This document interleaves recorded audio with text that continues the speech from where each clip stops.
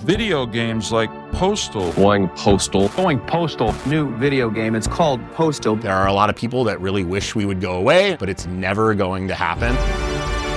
Their whole premise is so over the top. It's so ridiculous. There was a video game called Postal. We just ran around shooting people. Oh, this is going to piss off your viewers, isn't it? Oh, well. Going Postal, The Legacy Foretold. A new documentary about the history of running with scissors.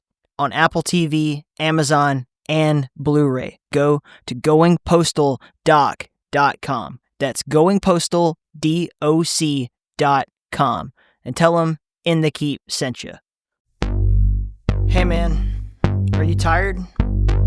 Coffee's just not doing it for you these days. Let's talk about something different. Let's talk about cacao. Cacao comes from the theobroma plant.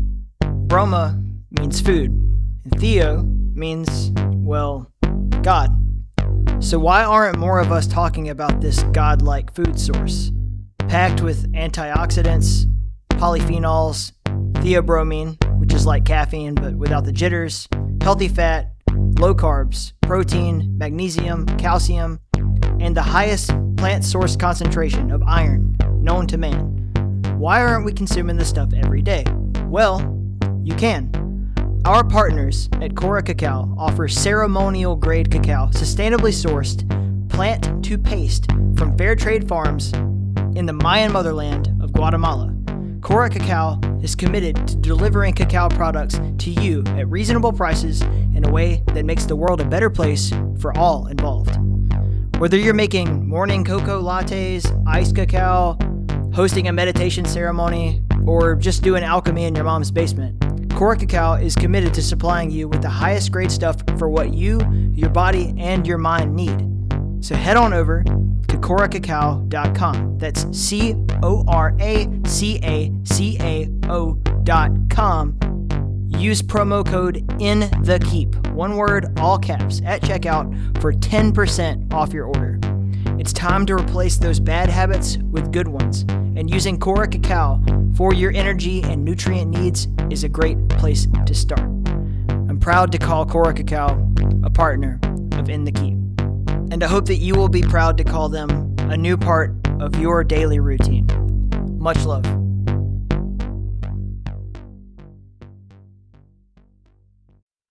Whatever you do in life will be insignificant, but it is very important that you do it because you can't know. You can't ever really know the meaning of your life, and you don't need to. Every life has a meaning, whether it lasts 100 years or 100 seconds. Every life and every death changes the world in its own way. You can't know. So don't take it for granted, but don't take it too seriously. Don't postpone what you want. Don't leave anything misunderstood. Make sure that people you care about know. Make sure they know how you really feel, because just like that, it could end. Mahatma Gandhi.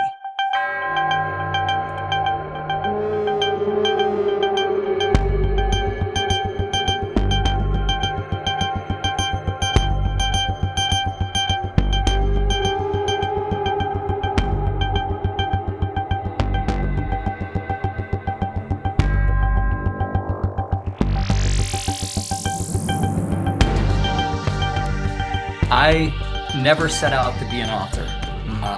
I worked in the public for, 40 plus years, working for a couple of Fortune 500 companies. And, after that, I retired and said, what do I do next? And we've got 6 grandkids, and we would have them over to the house quite a bit.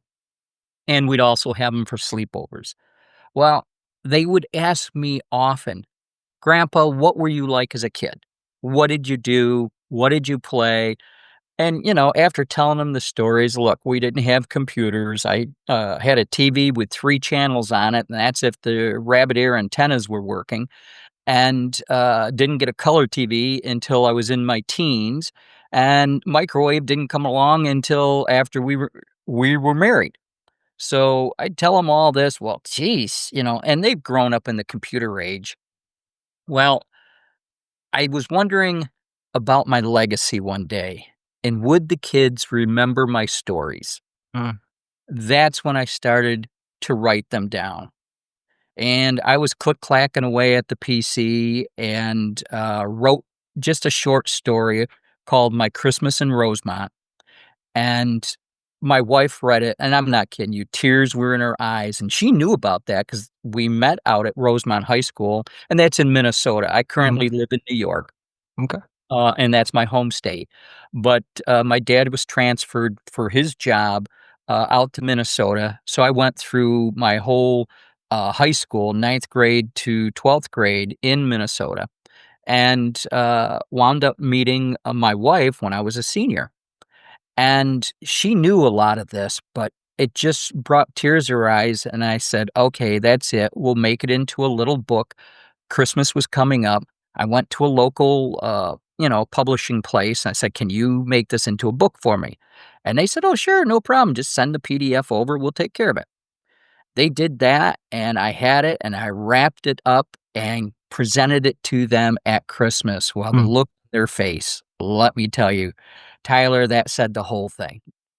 Okay. And that's when I decided I had to write more of these stories that I've been telling the kids and put them down in writing.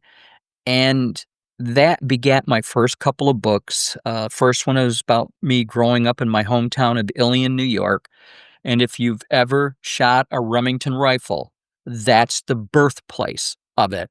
Oh, And the yeah. factory was there until last year when the political climate here and our current governor kind of chased them out of the state.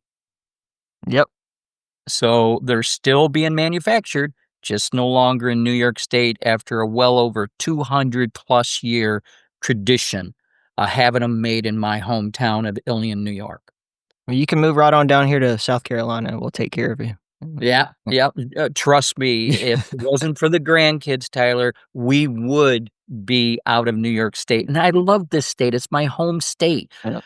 I mean, the seasons here are fabulous. The environment is phenomenal. You've got the Adirondacks, you've got Niagara Falls, you've got the Finger Lakes, Letchworth State Park, voted the number one state park in the country.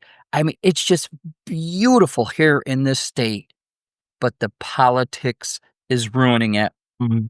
And we've lost over 1 million in population out of this state in the last decade. We've Over noticed this showing up here.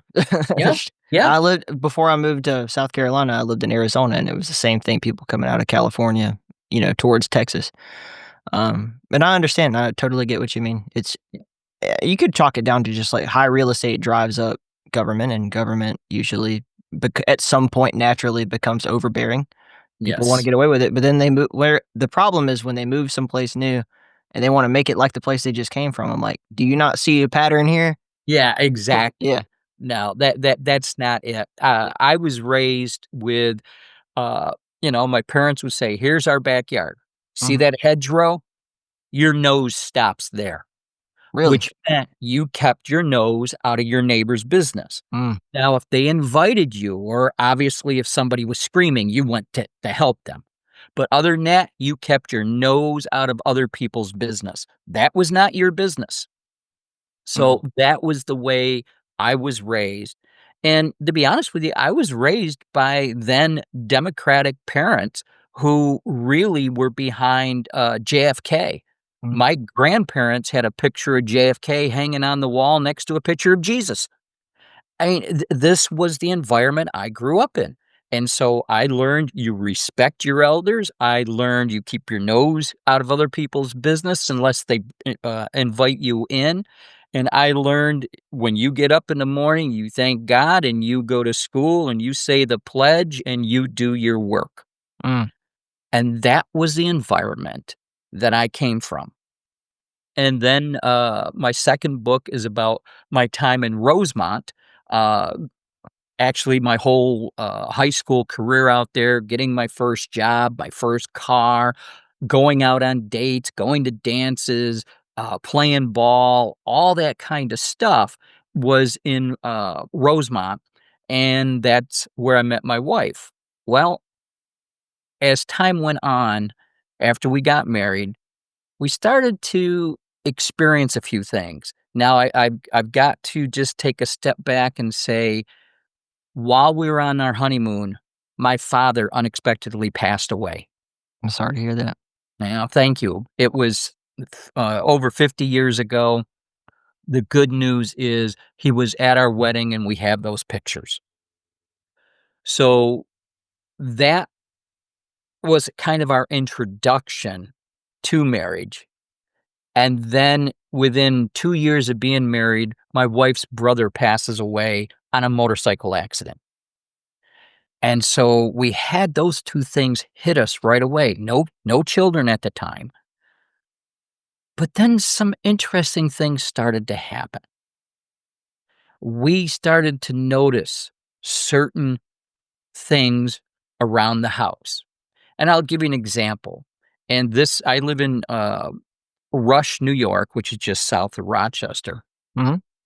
Well, after we were married, I started to go to work full time, but I also went back to college. And when I got my college degree, I came out to Rochester and started working for one of the Fortune 500 companies here at the time. And we moved out here, and shortly after, I had a house built. It was in that house that we started to experience a few things. The first one involved a chuck key. I don't know if you know what a chuck key is. It's not ringing a bell, to be honest with you. I'm Okay. a little embarrassed now. Now, it's old-time drills had a chuck at the end, Mhm. and it was the chuck that held on to the drill bit. Okay. Well, you had a key that you would crank it down, and it would tighten up that chuck. Now the chucks are designed more for hand tightening and that kind of thing, so chuck keys kind of passé. Right. Well, I went looking one day for the chuck key because I had a job I needed to do in the house. Couldn't find it. I looked all over the place for it. I went to the garage, and there's my parts drawer. Now, the parts drawer was only about maybe this big. It had 9 little drawers in it, and I thought for sure the chuck key was in there. And I went through each of them, nothing. I looked through the bench, nothing. I looked through my toolbox, nothing. I could not find this chuck key. Well, I told my wife about it. She went out and looked all around. I'm not a real patient person, okay? When things, let's put it this way, when tools act up the way they're not supposed to, I get a little perturbed by that. They're designed to do one thing. If they don't do it the way they're supposed to, then, I want to reach out and grab that engineer and say, take a look at what you designed here. But anyways, I was kind of at my wit's end after a few days. I could not find this chuck key to save me. I'm getting ready to go buy a new one. So I said, let me take a look around one more time. I went back out. I went through the toolbox, the workbench, and I went to this parts drawer. I opened up the drawer. There sits the chuck key. Wait a minute. I checked that. My wife checked that. It's not very big. You will spot the chuck key. Mhm. How did it get in there?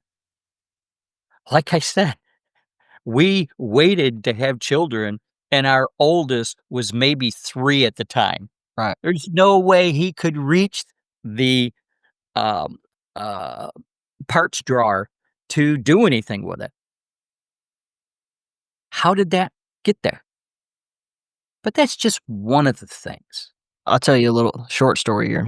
Sure. My mother and my family and I, we all moved place to place when we were a kid. We're kind of constantly upgrading as she moved up in the world, and my stepfather moved up in the world. And so we went from I grew up in a single wide trailer and then a double wide trailer, and then finally yo, we got a brick house. I was about maybe 9 years old, and the first night I remember me and my mom in that house watched the Amityville Horror, and something about new houses scare the still to this day, when I moved into this house, I'm like, the first thing I did was go around, like, start saying all my prayers and putting crystals on all the corners and stuff because you can't be too careful. You don't know. Um, but it's interesting, like, when a new couple, you guys, you got a kid, you move into a new place, you've just gone through all this trauma in your life too, like losing loved ones and everything, and then things start to happen like that. Yes. Yes. At least so far, it's not nefarious though, like nothing No. bad happened. Yeah. No. No. And that's on our side. Anything that has happened to us has been good. Mm. Has not been bad. And I'll get into it more, but when I wrote this book, I make a statement right up front that I do not talk about anything of the dark nature. I will not get into that because let me take just a little step back here and say I was raised Methodist. Mhm. And we would go to church and we would sing from the hymnal and that kind of stuff. And we were always taught, hell is bad, heaven is where you want to be, and that kind of thing. And so we didn't really tend to think of too much negative because we wanted to go where the positive was. Well, when I was writing this book, I would do some research, and every now and then I'd see something. No, that's looking a little too dark. I'm not going down that path. Because if you talk to a lot of folks who are kind of in this business, if you will, Trust me, I do.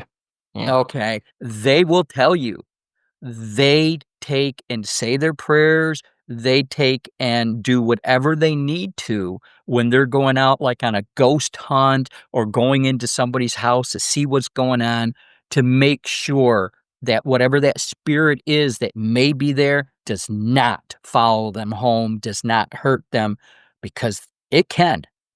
And I really wasn't convinced of all that until I started writing this book. Oh, yeah. And things that I found, I mean, whoa. Like I said, I was a believer in heaven, but I'm not a big churchgoer. And there's a reason behind that. My family is. I don't like the modern day churches. You see people showing up in everything from pajama bottoms to three-piece suits. You see more of a stage than an altar. And I think that depends on your denomination a little bit, right? Like, you said you guys still going to Methodist churches? it's a non-denominational Yeah, church. so, I mean, that's a big part of it too, and I'm not here to, like, have any criticism of anybody's Mhm. faith. I've got the Bible, the Quran, the Book of Mormon, the Book of the Law, I'm just fascinated eternally by different people's faiths, don't get me wrong. I got my own, that's mine, but yeah, like I've been to a lot of churches, but non-denominational churches where it's like a freaking Christian rock concert, I'm like, "Oh, Yeah. is Toby Yes. Mac gonna show up in a minute?" Like, holy cow. Yeah. And Yeah. I mean, the yeah, guitars and the drums, yeah. I want the chorus. Now, my wife did ask if I would go to the Christmas one, and I did, and they brought out a choir. Mhm. Let me tell you, I was so happy afterwards, and I told my wife. I didn't necessarily like the sermon. I Right. thought the sermon was best saved for, Easter and Christ is risen and that kind of thing.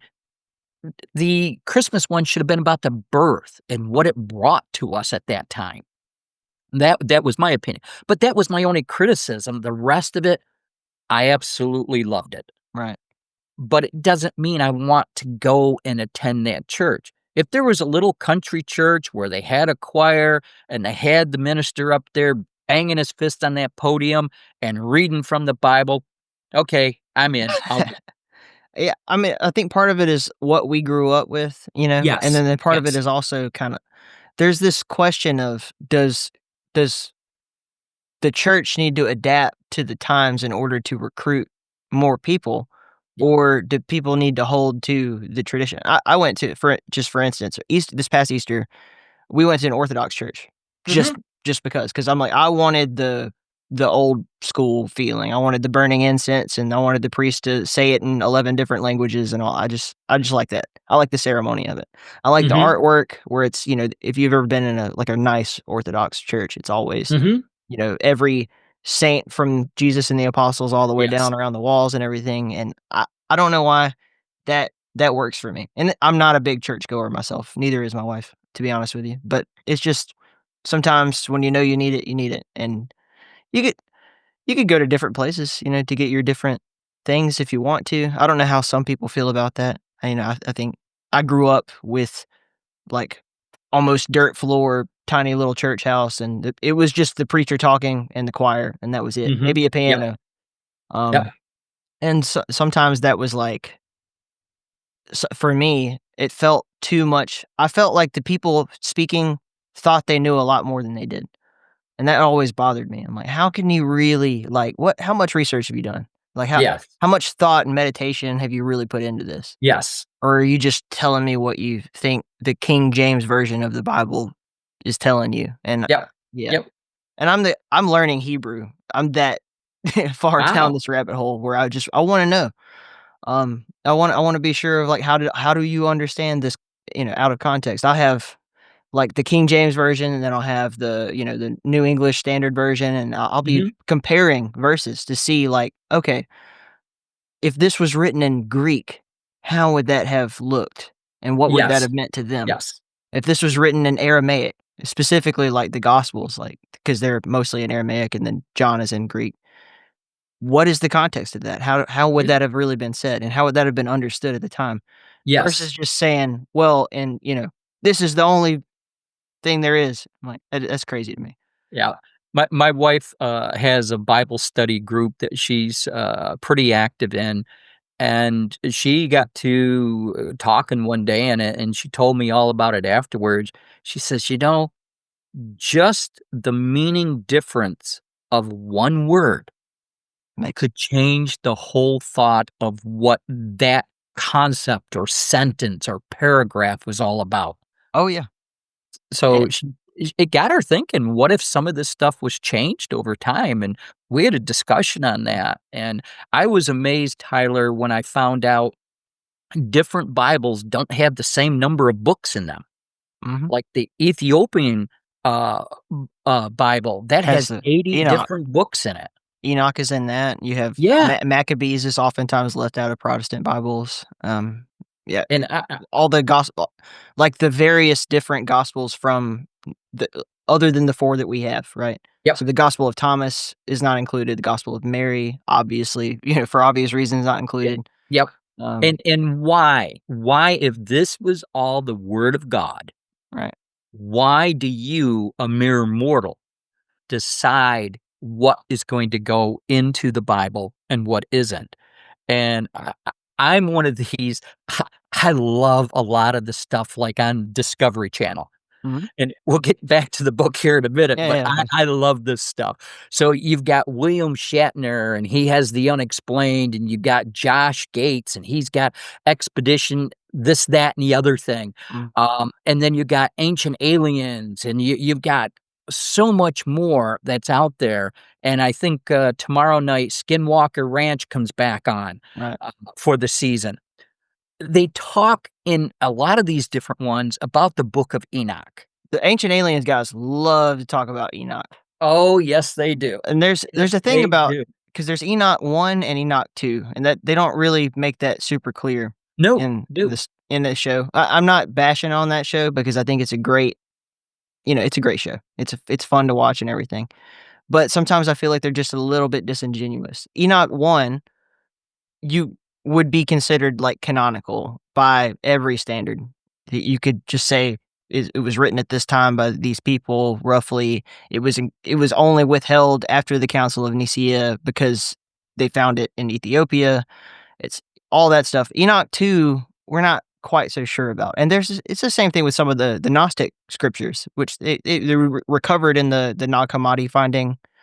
You're listening to KEEP in the Keep. Please take a moment to tell at least one other person how much you enjoy the show. That's right. Grab that link and send it to that buddy you're thinking of who you know would be interested in what we're talking about right now. Maybe post it somewhere. I know it seems scary, but you can do it. I believe in you. Don't hesitate to leave a comment and a 5-star review, a like, wherever you're listening. And if you want, Patreon supporters for this show get episodes early, access to our secret Discord channel, chances to suggest questions to our guests, our games, and whatever else I can do for you. Every little bit helps. This podcast directly supports my ability to do what I love and take care of my growing family. The link is in the show notes. Thank you, bless you, stay in the keep.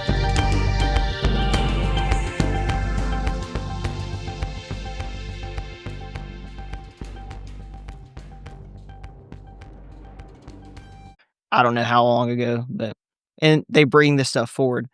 You can go read the Gnostic Gospels, but there are reasons why I can understand it didn't make the cut simply because they don't know who authored it. They don't know what the intention of that person was. And in some cases, they can prove it's like a forgery written 700 years after the fact or whatever. But then I look at it and I'm like, well, what about St. Paul? He wasn't there. Like, there's so many instances of that too. Like, how do you decide what's divine inspiration versus what's someone witnessed this with their face? Yes. If you've seen that TV show, The Chosen, it's about the life of Jesus and all that. Great show. Yeah. Yep. Yeah. Jonathan Rumi is one handsome fella too. I got to give him that. But it presents the entire story as if John the Apostle is John, the author of the book of John. And that is contentious from a historical standpoint. Yep. I know that that's what at least Catholics tend to believe, and I'm not here to tell them otherwise because I don't know. But that's very contended in the world of people studying it from a scholarly perspective. Well, it's interesting that you brought up that show, and because that's a segue back over to my book. Please. Because they had certain interesting things happen during that show. And I wish I could just recall a few of them. My wife is very much into that show. She can't wait for if they have, the next season coming out. Yeah. But they had some things happen that I take as signs. And that's why I wrote my next book, which was called Signs, the Veil is Thinner Than We Imagine. If we were on video, I'd show it to you. On Amazon right now. It is on Amazon, but it's on so many other book sites out there. And it's been sold. I like to say it's sold around the world. Yeah, it sold a couple copies in England, it sold a couple copies in Australia and that kind of thing. But that's because I've been on podcasts in those areas. And I'm believing it might have also sold in South Africa too. But, interesting things are happening in South Africa. So, very much so. Yeah, we'll let that one ride itself out there. But these signs, and before I forget it, trying to think of the gentleman's name. He's got the show called Holy Relics, and oh boy, his name. He's been in a lot of movies. He sings country out of Nashville. Dennis Quaid. Oh, Dennis Quaid. Jinx. Yes. Oh my goodness. Yes. Dennis Quaid. And I tried to get in touch with Dennis the worst way because I wanted to get his stories that I could put into this book. I mean, I contacted his alma mater. I contacted his agents. I contacted the head of his fan club who told me she has never met Dennis Quaid. I mean, I tried everything I could think of to get to him. Well, Dennis, if you're listening. Yeah, if this is your chance. Dennis, please. Yeah. His brother is a realtor. I even contacted them and just could not get, in fact, they never responded to me, but could not get to Dennis. Well, anyways, Dennis tells a story about he lives in California. One of the wildfires, not this last one, but one of the ones before that, had chased him out of the area. And he went and found a hotel and he went to stay in the hotel. Come to find out, the room he stayed at is the same place he first stayed at when he went to California. And he says, "You talk about a sign." That was his words. "You talk about a sign." And I mean, here's a guy who was into drugs.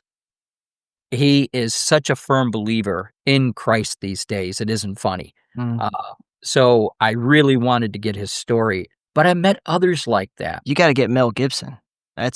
He's interesting too. He is, and I would love to hear his story.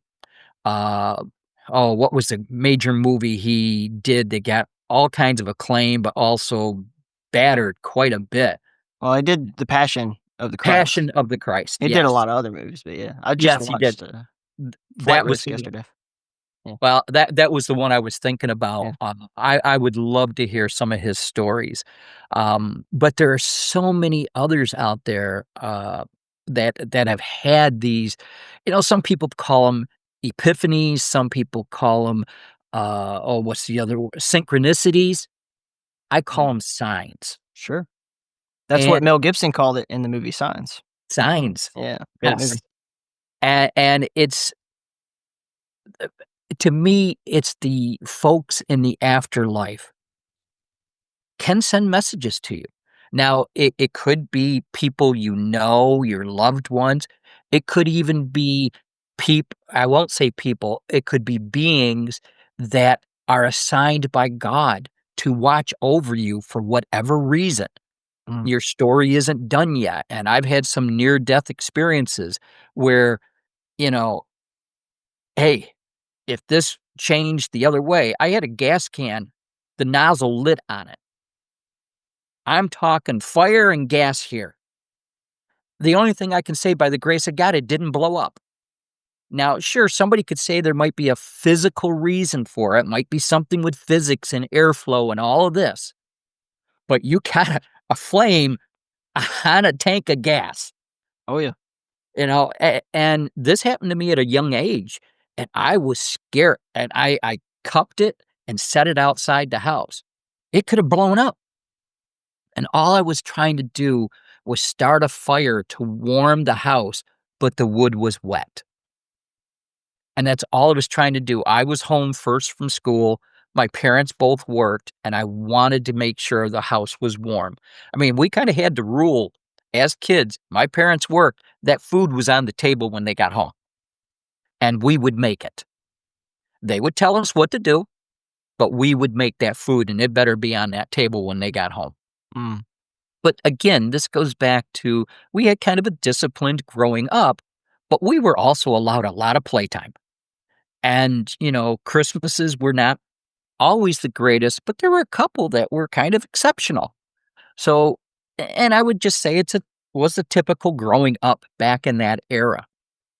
Well, these signs have continued on to this day. And we had my very good friends. He's been my friend from high school. When I moved to Minnesota, he was the first friend I made out there, and we've been best friends ever since. I mean, best men at each other's wedding and that kind of thing. Him and his wife came up for a visit.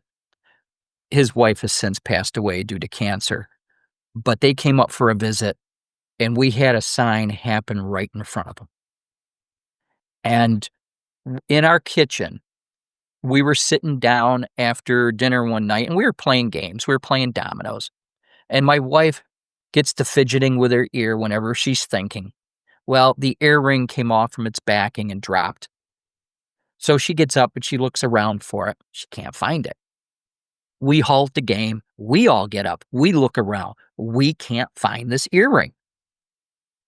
Well, we go to bed. She shakes out her clothes, brushes her hair. No earring. We get up in the morning, we go downstairs, and we decide we're going to have breakfast at the island, and then we'll head out for the day.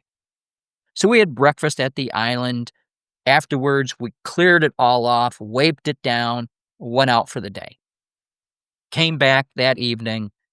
I opened the doors the first in, coming through the back hallway into the kitchen, and my wife's right behind, and my friend and his wife are right behind him, or behind us. And we get into the kitchen, and my wife says, "You found it." I said, "Found what? I just got here." She points to the island. She says, "The earring, right there." we all stopped and looked at it. Nobody's in the house. My kids are out of the house, been out of the house for years, got families of their own, and they work. Mhm. How did that earring get there? They all look in amazement. We're looking on, and his wife, Louise, says, "We wiped that island down. There was nothing on it. How did it get there?" Well, that was a gift to my wife. And that gift had come from my mom, who had passed on earlier. And was that my mom putting it back there? My wife was very upset that she lost that earring. My wife and my mom were fairly close, and she was upset that she would have lost that earring. How did it get on the island? We were sitting at the table, which is a good 5 feet away from the island and probably 7 to 8 feet away from where the earring was found on the island. Where did it come from? How did it get there? No one's in the house. We didn't have any animals at the time. So I took that as that was a sign. And based upon that, that's when I started to collect my stories and write the book. Now, I will also mention my buddy's son is a Lutheran minister. Mhm. And Louise has experienced some of these similar kinds of things in her life. So what she does is she carries a little red cardinal charm in her purse. And whenever this happens, she takes that little charm out and she places it in the spot. It's kind of paying homage to the spirit. And with all of that, I said, all right, I'm going to document my stories and I'm going to reach out to some people. Now, are you familiar with the Carolina Reaper pepper? Oh, yeah. Live Huh? here in South Carolina. Yes. And do you know the gentleman, Ed Curry? No, but that's an appropriate name for a person who deals with spices. Yeah. Yeah. Ed, absolutely. Ed was at a young age an addict, drugs and alcohol. And he wound up functioning in life. He went to college, studied different things, but he was still, consuming. And he will tell you, he was consuming up to a gallon of alcohol a day. That's a lot of freaking alcohol, Mhm. not to mention the drugs that go with it. Well, he winds up losing his wife over it, loses a lot of friends, loses, a lot of stuff. He's in a condo in Michigan in January. Now, I don't know if you know much about Michigan, especially in January. It's cold as all get out and there's a lot of snow. So he decides, and he tells the story, to gather up all of his drugs and alcohol to end the pain. He says, that's enough. He also does this. Now, he had gotten up to almost 400 pounds. He goes, strips naked, opens up the doors and windows. And I asked him, because I got in touch with him and I wanted to know more about his story. I asked him, I said, Ed, why did you do that? He doesn't really know why he did it, but he kind of surmises that if the drugs and the alcohol didn't end the pain, that maybe the cold and that kind of thing would do it. But anyways, when he did that, he goes back, he sits at the table, and he's got everything in front of him, and all of a sudden, a huge, bright light appeared in the doorway. And he says, this was such a bright light. I mean, it's like it just flooded everything. Mm. But there was a vision inside that light that was even brighter. And all the vision said, go to Brighton Hospital. That's all it said. And then it disappeared. Ed, not believing what he's seeing, he gets up to go over. He sees the snow, but there's no footprints. He's looking all around outside. There's nothing. What the heck did he just see? He decides to get in his car. And he tells this story. He says, I loaded it with my drugs and alcohol and my guns. And I drove and I was going to find Brighton Hospital. He says, I know where Brighton, Michigan is, but I didn't know where the hospital was. So on the way, he decides to stop at his buddy's house. His buddy says, look, we'll take you. You've got to calm down. Ed was visibly shaken. I bet. They Yeah. get to the hospital, and it's a nondescript hospital. It's just a building, and there's a door, and he goes up and he knocks on it. And the person opened the door, and Ed said very quickly, an angel sent me here. I got to come here. The angel sent me. The guy on the other side says, I think you better come in. Turns out it was a rehab hospital. He wound up going there for almost the next 3 years. After 30 days, his insurance canceled him. But he says, look, I'm making progress. I'm going to find a place. He found a place about 2 miles away that he could afford. He wound up walking back and forth for the next 2.5 years almost. Drops 200 pounds and winds up getting sober. Afterwards, he goes to South Carolina, starts to grow the peppers. Now, he had known how to grow peppers before, but he decided to grow the peppers and eventually created the Reaper pepper. And that goes about 1.6 million Scoville heat units.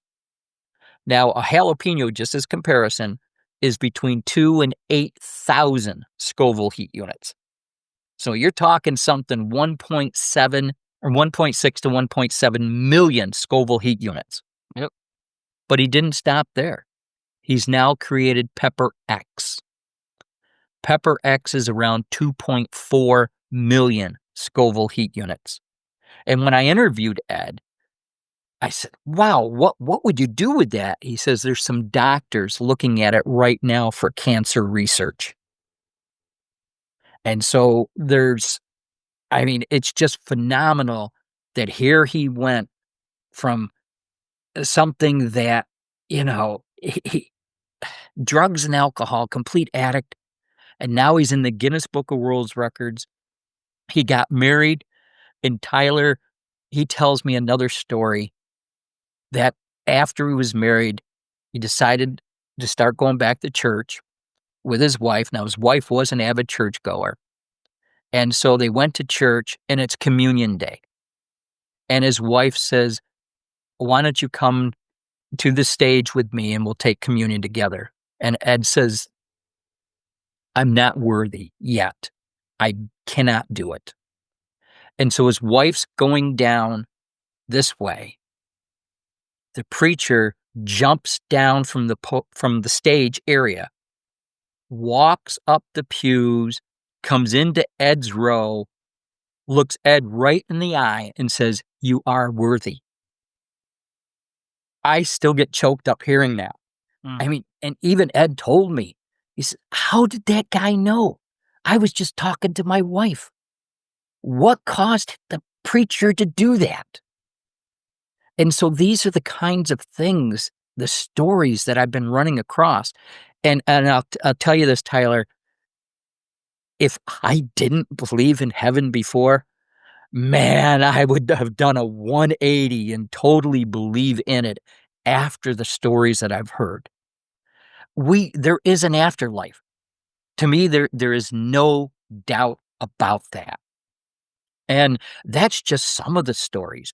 I don't know, you're a little young, but there's a comedian, Sam Kennison. Very familiar with Sam, but You know Sam, okay. I know him from my mom's favorite rock band was Motley Crue.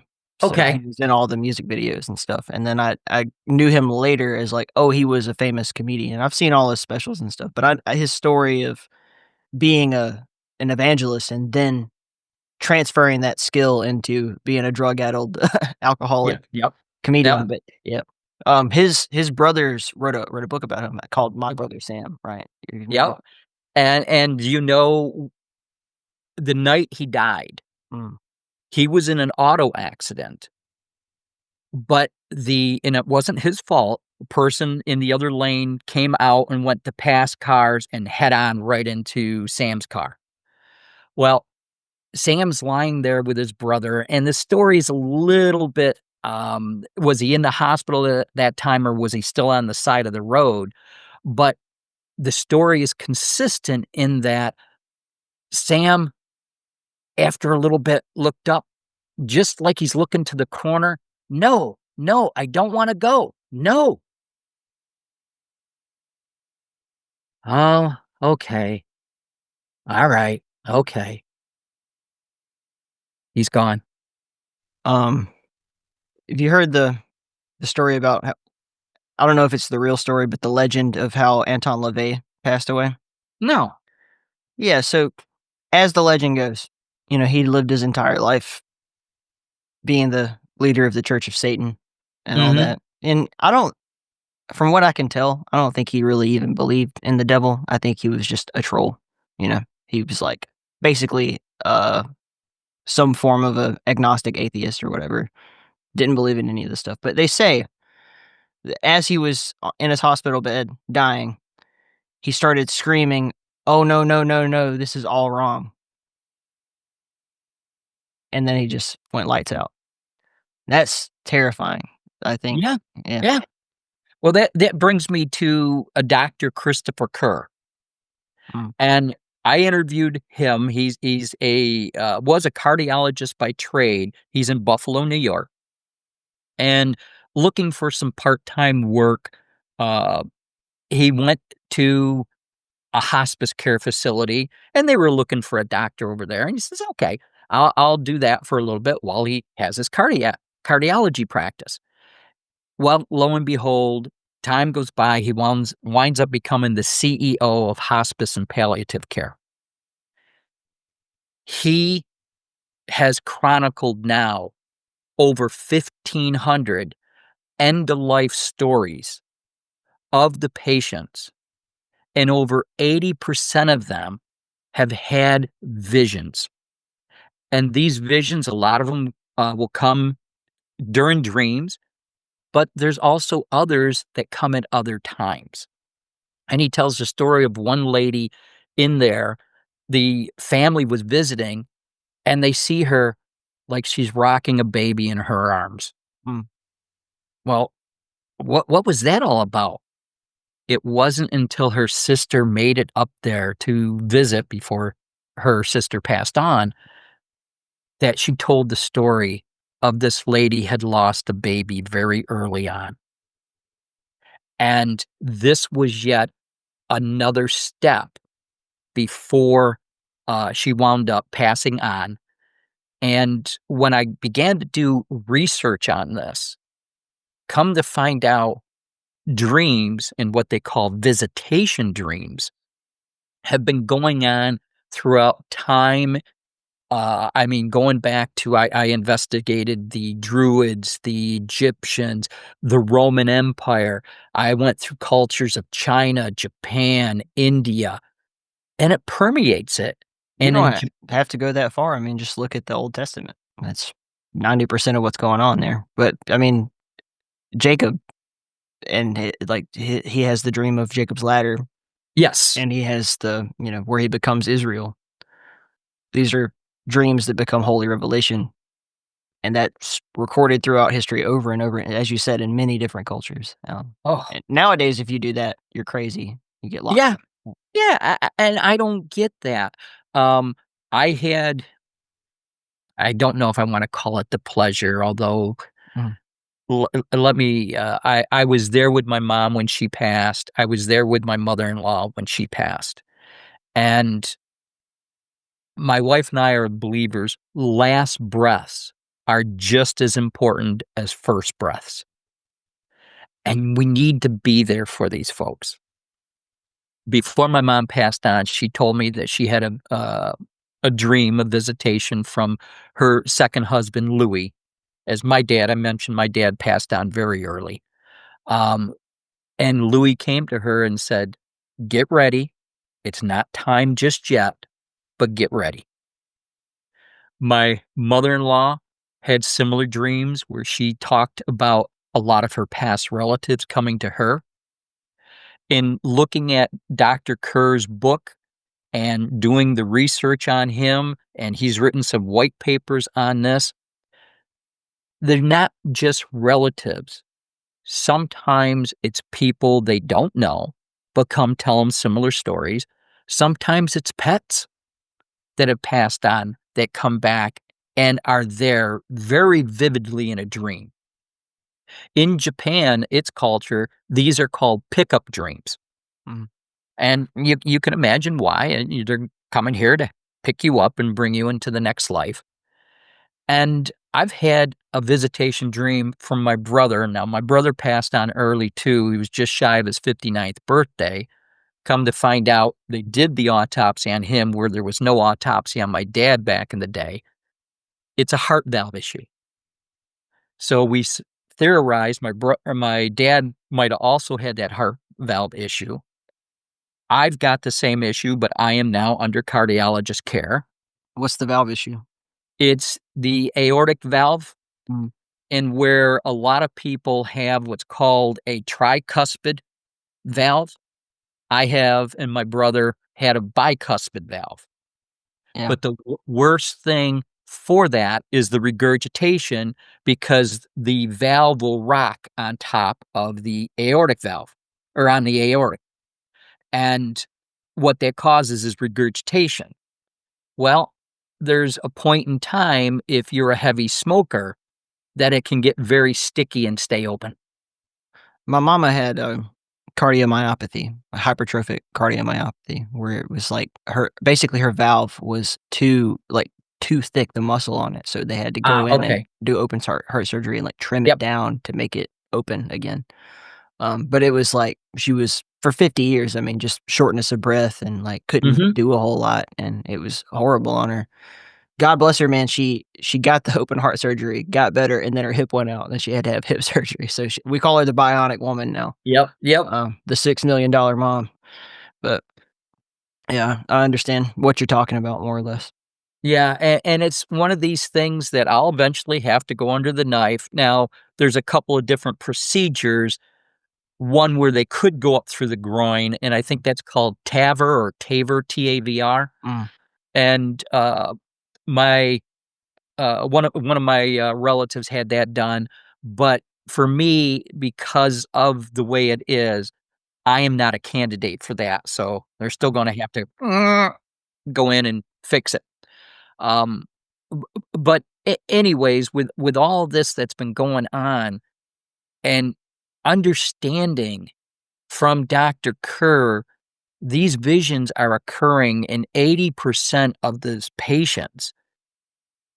I got to take a step back and say, wait a minute, why don't more and more people see this, understand it, and embrace it? Instead, they run from it. A lot of people don't even talk about it when it happens. No. That's the other thing, is like they think, and we've been taught that by our culture to, oh, well, obviously that's just chemicals in your brain or whatever. And I've never liked that explanation. Like, okay, sure, maybe your brain did flood with cortisone and DMT or whatever at the time, and you had this profound vision, but who's to say that the circumstances that lead to us being able to have that vision are not revelatory?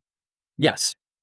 It's the same as you said earlier, like you could explain this tank of gas not exploding through some, there's some physical reason, but the coincidence, the circumstances that need to be present for that to be the case.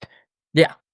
What do you call that? If someone gets hit by a car and they survive even though they were pinned to a tree, obviously you could say, well, it's because it didn't penetrate the femoral artery and therefore you didn't. Okay, but why?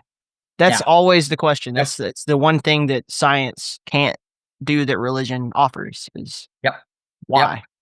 Yeah. Exactly. And there was a show I was watching of a plane accident that happened in I want to say it's Vietnam, in the countryside of Vietnam. They took searchers several days to get to the wreckage. Right. Only one woman survived. One woman. Her back was broke. She had other broken ribs and different things like that. But she kept her mind active during that time. And she would collect water in, the aluminum foil kind of thing that's wrapped around the insulation that goes into a lot of these planes. She took that and made it into cups to collect the rainwater. And that's what kept her going. I so wanted to get to her and talk to her about her story to find out, what was she thinking? Did she understand something? Did she see something? Because there's so much out there. I talked to folks that were in the Twin Towers on 9/11 who miraculously made it out. I talked to a guy that was in an airplane, chartered plane. He was taking his family back home from his brother's funeral. The pilot dies 10 minutes into it. He's now got to take over this twin-engine plane and land it successfully. The stories, now, they were a very Christian family. I mean, this guy could be a minister. And he told me point blank, when you walk in the light, you have no fear. And he knew what his job was that day. And what's interesting, this was in Florida happening.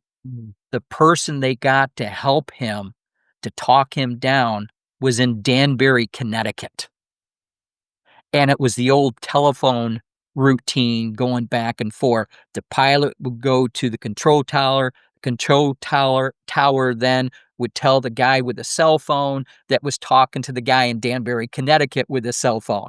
And then he in Connecticut would tell him, all right, have the pilot do this. And then he would tell the control tower, have him do this.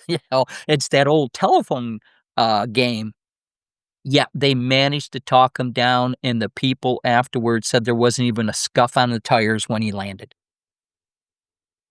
These are, I don't want to use the term miracle loosely at all. To me, these are signs. These things, they're happening. They're not just mere coincidence. And there's so many more stories I write about in the book. The one guy who was in the Twin Towers, I love to tell this story. There was two of them, Brian Clark and Ron DeFrancesco. And you can do research on them online and you will find their story. And I talked to both of the gentlemen. I'm spinning the TV around one night, went to the Discovery Channel. There's William Shatner. One of the stories he had on was Brian Clark's story, and there's Brian telling the story.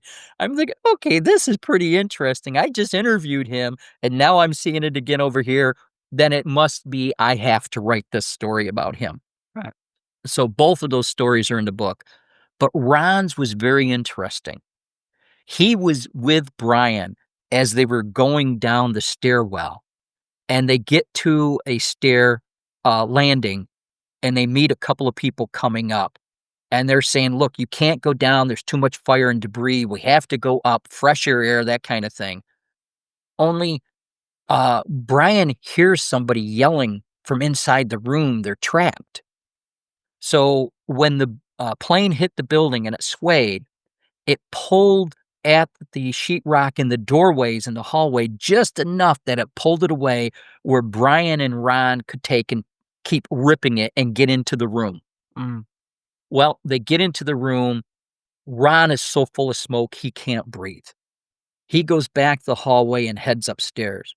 Brian, on the other hand, tells a story. I had a fresh air pocket all around me. I could breathe perfectly fine. And he rescues the guy, and those two make it out. Well, Ron went back upstairs. He gets up to the 91st floor. He's looking around, and people are laying down, almost in a sleep-like state. And there's smoke around, and Ron decides, well, I better get down closer to the floor where it's fresher air. He gets down, only the air's not that fresh. And he describes it as he's almost starting to go to sleep. And all of a sudden he heard somebody say, get up and get out. He looks around. There's nobody there. Everybody's laying down sleeping. He gets up, though. He listens. He heads back down the stairs. He gets down to around the 69th floor. And he's looking, and there's too much fire and debris down. He doesn't know what to do. And all of a sudden, he hears the voice again saying, go through it and get out. He goes down through it, and he describes it was 3 floors of complete hell. There was so much fire, smoke, and debris. He's lucky he could see his way down the stairs. But he gets below it, and he meets firefighters coming up. And they tell him, keep going. It's clear down below. You're okay. He gets down to the first floor. They won't let him out the door. Too much debris from overhead. There was other stuff too, but I'll just leave it at debris. So he winds up going through the underground concourse, and he meets up with another guy. And the other guy's limping along, barely making it. And he goes over, he takes the other guy's arm, and he starts to escort him out. And all of a sudden, the building's swaying, it's rumbling. And he turns around and sees a fireball coming at him. And he turns to his buddy and says, run. And so they ran, and that's the last thing he knew until 3 days later, he's waking up in the hospital.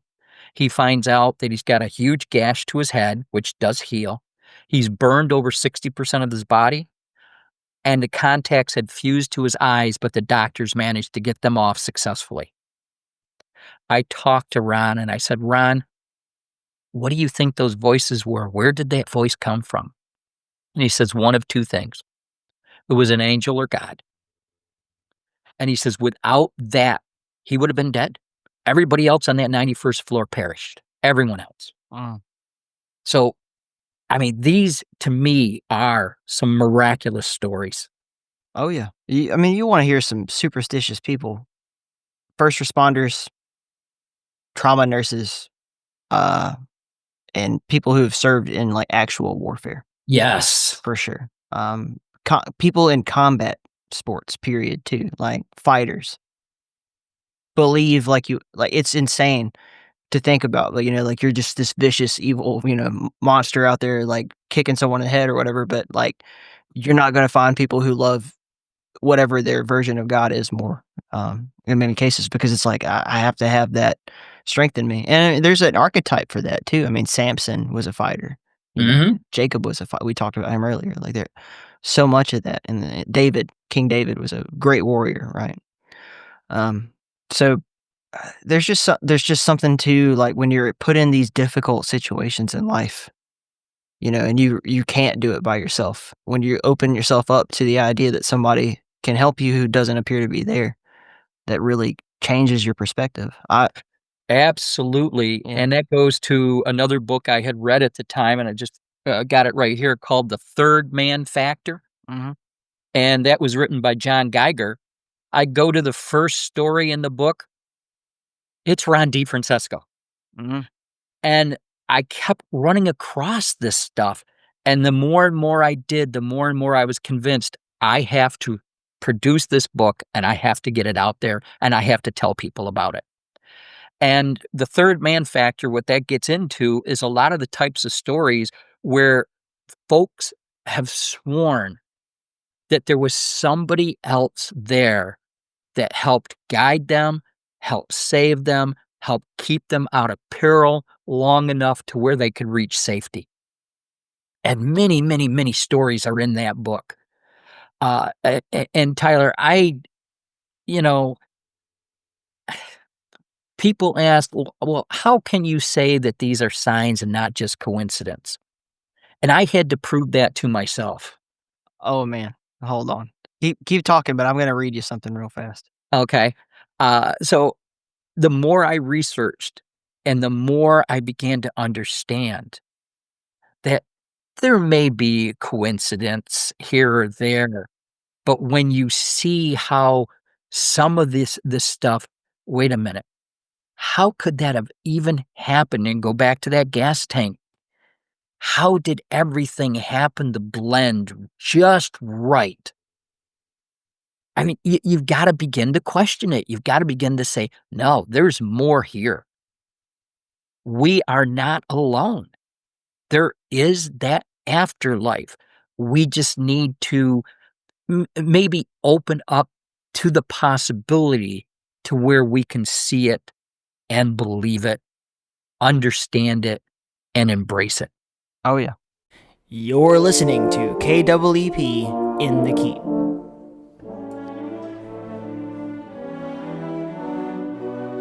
Whatever happened to the good old days when computer role-playing games spent more time telling great stories than stressing you out with season passes and needless grinding? Call of Ragnar is our effort to bring back the best in RPGs. Play in the immersive world as two friends adventure into a murder mystery that lands them in the middle of a battle between gods. Head over to callofsaragnar.com. That's call of SAREGNAR.com for more info, and be sure to wishlist on Steam.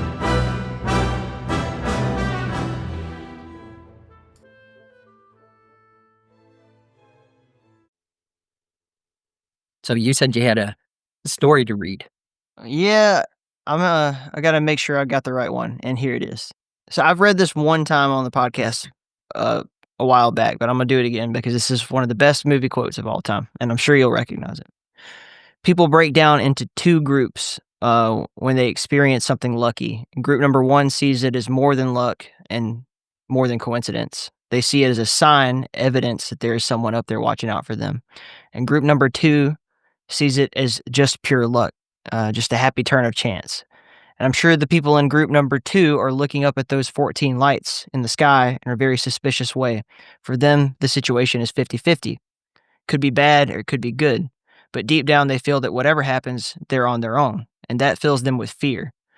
And there are those people, but there's a whole lot of people in group number one. And when they see those 14 lights in the sky, they're looking at a miracle. And deep down, they feel that whatever's going to happen, there will be someone there to help them. And that fills them with hope. So what you have to ask yourself is, what kind of person are you? Are you the kind that sees signs, sees the miracles, or do you believe that people just get lucky? Or look at it question this way. Is it possible that there are no coincidences? That's Mel Gibson as Father Graham in the movie Signs, which is about aliens. But his logic, the way that gets broken down, is perfect. Yes. I don't know. M. Night Shyamalan was like, he might as well have been writing the new book to the Bible when he wrote that for me, because I saw that as a little kid and I was like, that's exactly how I feel. How can you just call something a coincidence? Exactly. And I heard a quote. In fact, it's the first quote in my book. And it goes, we are not human beings having a spiritual experience. We are spiritual beings having a human experience. And when you think about that, Tyler, it changes. The paradigm shifts. And I mean, you got to, if we are truly spiritual, then where do you think we're going afterwards? At this point, science has kind of caught up to the game. I'm hopefully going to have a very prominent quantum physicist on to help me explain to the audience what we think of this. But there are more dimensions to what we call space than what we see. We exist within basically 4 parameters. We have, height, depth, width, time. And the more they search into this, obviously there's more to it. So you just simply, like, if you could just imagine, if you were a 4-dimensional being, such that you could see time laid out in front of you, and you were trapped in a box. If you are a 3-dimensional being, you're stuck in that box. But if you're 4-dimensional, you just move to a point in time when that box isn't there and you're free. Yep. And we're living a limited experience. And I'm a video game designer. That's a lot of what this podcast has been about. And I'm not saying necessarily that I believe we live in a simulation, but it's very similar to that, just from the research that I've done and what people seem from all different points of view arrive at. When you play a video game, you are a 3-dimensional person choosing to be a 2-dimensional Mario and exist within the parameters of his world and see what it's like to be him and do that stuff. And you progress through that life, and sometimes you don't make it and you have to start over. Sometimes you make it all the way to the end. Sometimes you get everything along the way, and sometimes you just skip to the end as much as you can. Yep. But life is a lot like that. There's a reason why we make it in our art, not just games, books, movies, whatever. You just sit down and watch a movie. You're choosing to have another experience Yeah. for that period of time. So Yep. your spirit, your soul, whatever it is, may very well be doing the same thing. Yeah. There's so much to learn in this realm of possibilities. Mm. And I was listening to, I wrote the gentleman's name down. Steve Mera was on your show. Good, you're a good guy. Really, really good And guy. well, I listened to him, and then there was another gentleman, Chandler something. Chandler James. Okay, Chandler James. Yeah. And it was interesting, their stories. Mm. But Steve was like, "Okay, I gotta get myself the dictionary with this guy when he speaks so I can understand some of this." But Chandler was very much down to earth. Mhm. And when he went to the monastery and seeking something, and he found it. I mean, I step back and I think about that. What are a lot of people seeking out there? What are they trying to find? And, I can't answer the question for everybody. I know for my own self. I mean, I'm retired. I love my life. We get together with the family. I don't need to seek anything more other than God, to have him and me embrace that afterlife Mm. and what I need to do in order to be worthy of it. That's the only other thing I'm seeking right now, because I've got peace, I've got comfort, I've got 3 squares a day, I got a roof over my head, I got a loving family, I got a pet dog named Pal, and, for me, life is fabulous, but I don't understand a lot of what I see today, especially in social medias, especially, in the news. Mm. What are people seeking? Why are they like that? And so that's just something that I found interesting and kind of thought with Chandler's story. With Steve's, it was more like, okay, now I got to listen carefully here Yeah. and understand all these dimensions and Yeah. those sorts of things. And it just comes back to, I guess, we are all on our own journey, and we need to decide where that journey is going to take us. Yeah. And that kind of goes back to a saying that I had in my second book, which was one my wife had heard in high school, but Danny DeVito really made it into something when he did The Renaissance Man. And that was, the choices you make dictate the life that you lead. And to me, that kind of sums up a lot. I've made good choices. I've made some bad choices. I had to live with all of that because that was my life. And when I see folks out there protesting, and when I see folks out there doing firebombing, and then I see other folks at the church or other folks helping out people in homeless shelters or helping out folks in adult care facilities. These are choices that they made. But you can see some choices are much different than other choices. And so that's just something, I don't know if there's going to be a book there in the future or not, but that's just something that I am amazed by.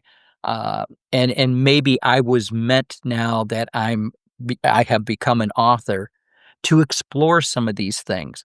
Mm. And I'll tell you something else, Tyler. AI is all over the place. Oh yeah. The next, well, it will be out by the time you and I have this come out, but I have Yeah. an upcoming episode about AI, and Okay. the gentleman, people can, I guess, go back and listen to it now. The gentleman is creating an AI uh, app that will allow you to basically upload all of sorts of information about a loved one and speak to them on your phone after they're passed away. And boy, I had a lot of questions about that. Like, Yeah, ethics that of it. Yeah. a little interesting, Yeah. and it reminds me of a kind of a humorous thing I saw online that this guy had stated when he dies, he wants his best friend to take his cell phone and to send a message out to all the contacts that says, "Thank you for coming to my funeral." Yeah. You know, there's a point for me where we kind of go a little bit overboard. Mm. But I've had a long discussion with AI, uh, to the point to where we were talking about God, Talking like Chat GPT, Claude. Chat GPT specifically, Okay. and we went around and around, and some very logical stuff was coming back, and I said, "Can you boil it down into one word?" And it was having a little bit difficulty, and it asked me, "Can I boil it down into one word?" And I'll go back to the word that you used just a moment ago, Tyler. Mm. Hope. Hope. To me, that is the one word that kind of summed it all up. But it was interesting I could have this discussion, and I actually took and copied it all down, did a cut and paste and put it into a Word document. So I'll send you that after this Sure. recording. I've had similar conversations with Chat GPT. I figure if we load it up with this kind of stuff, Mm. that maybe we got a chance. So that's kind of the way I look at it. Yeah. And I do use Chat GPT for research, and I had a good discussion with it not too long ago because Chat GPT can make up stories and has been caught making up stories.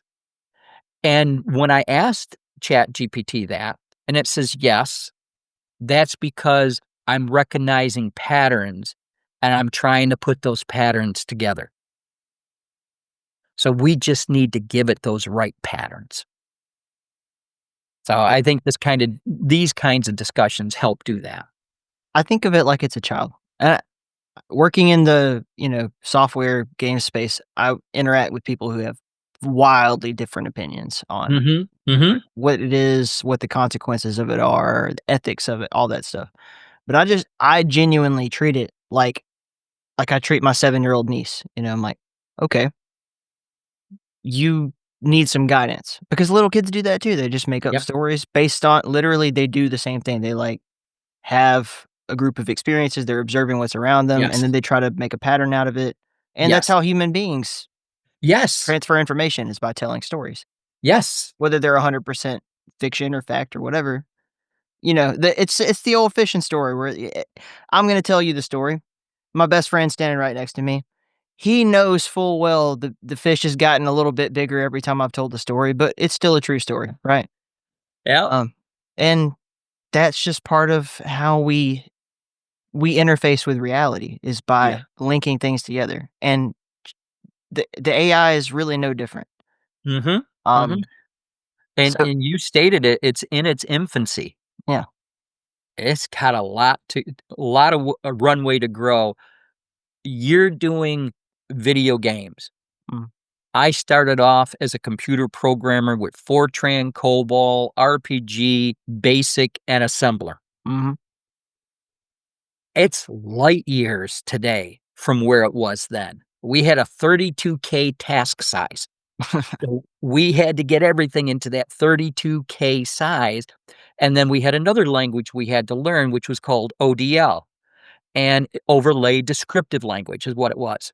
mm, And so we had to build like a tree structure of those subroutines that would get called in when, so that we can maintain that 32K task size. right. Now we measure memory in gigabytes, and back then you guys measured it in cubic meters is the joke. Yeah. But Yeah. yeah, no, it's insane, especially when I've had a few conversations with people who came up in the world of COBOL Basic and like real computer code and understanding Mhm. that stuff versus now, honestly, a lot of people are doing what ChatGPT and little kids are doing and just grabbing things that match the pattern and putting them together, Yep. wondering why it doesn't work. And then most programmers today are AI assisted. I mean, you're not going to find a lot of people who could like actually tell you what's going on in the binary, like Mhm. a real engineer. You have a lot of programmers, not a lot of genuine computer engineers. Mhm. Um, and just the things that have been lost in the last 25 years worth of knowledge is wild. Yes. So Yes. one of my good friends, I had to have him on the podcast one day, but guy named, oh my goodness, I'm going to draw a blank on his name right now. Rusty Boucher. He really instrumental in a lot of the great games of the late 80s and early 90s. Worked for Interplay Interactive, Mhm. and they did. If you know the recent game Baldur's Gate 3, Okay, I know of it. I'm not a big gamer, but, we see the commercials and stuff. sure, yeah. So I mean, this is the third game 30 years later from two of the best games of all time that were made back in the 90s by Interplay Interactive, and these are huge Dungeons and Dragons based RPGs that require a lot, of input. Mhm. And we'll talk on the phone every once in a while and he'll just be telling me like, you guys do not understand the difference between what we had to do back then just to make it work on two different computers. Just to have the same relatively, in many cases, the same game work on the you go back to the 80s, I'm talking about you had to have the Commodore 64, you had to have the, 2 or 3 different versions of the Atari, the Amiga, the Yes. ZX Spectrum, and in some cases, the game is not recognizable except for the cover art. And you had to do it all by hand.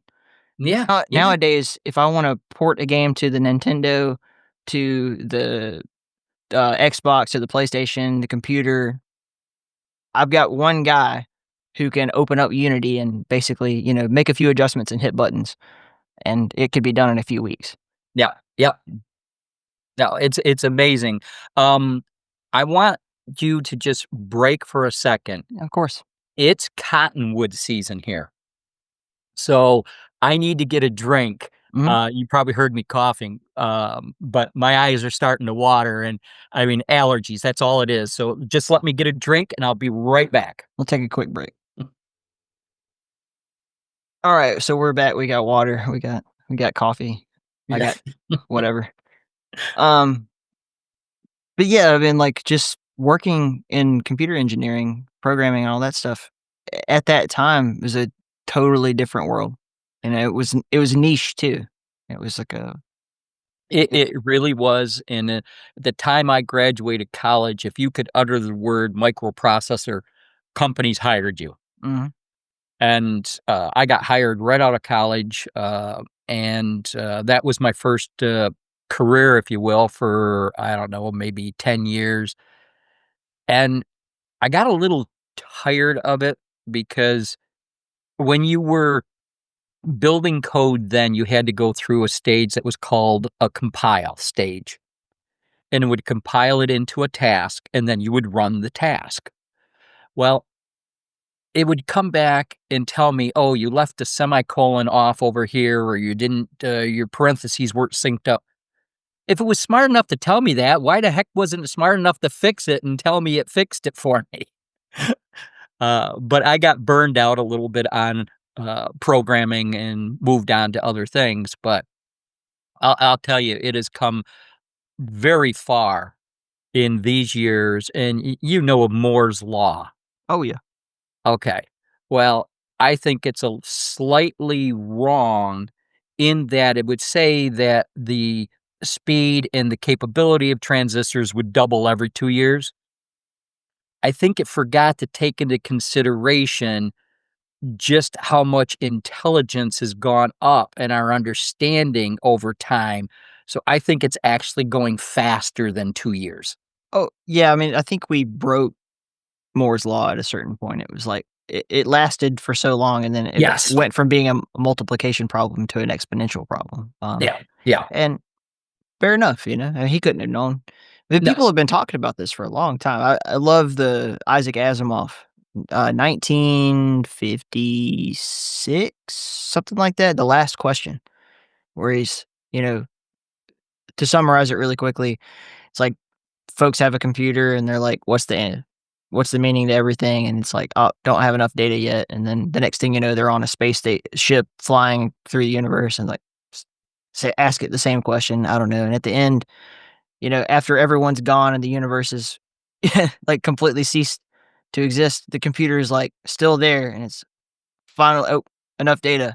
Let there be light, and then everything's reborn again. And there's just something to that. Like regardless of how we feel about what a computer is in terms of intelligence, just the storage of information. I mean, everything is information, right? Like Yeah. Yeah. Yep. matter is information. Information is within everything that we can observe. So, I mean, the idea of information processing, it has to be a process. It's in our language. It's right there in the words that we're using. You Yeah. can often think about it in those terms. Um, yeah. Well, what got you into all that?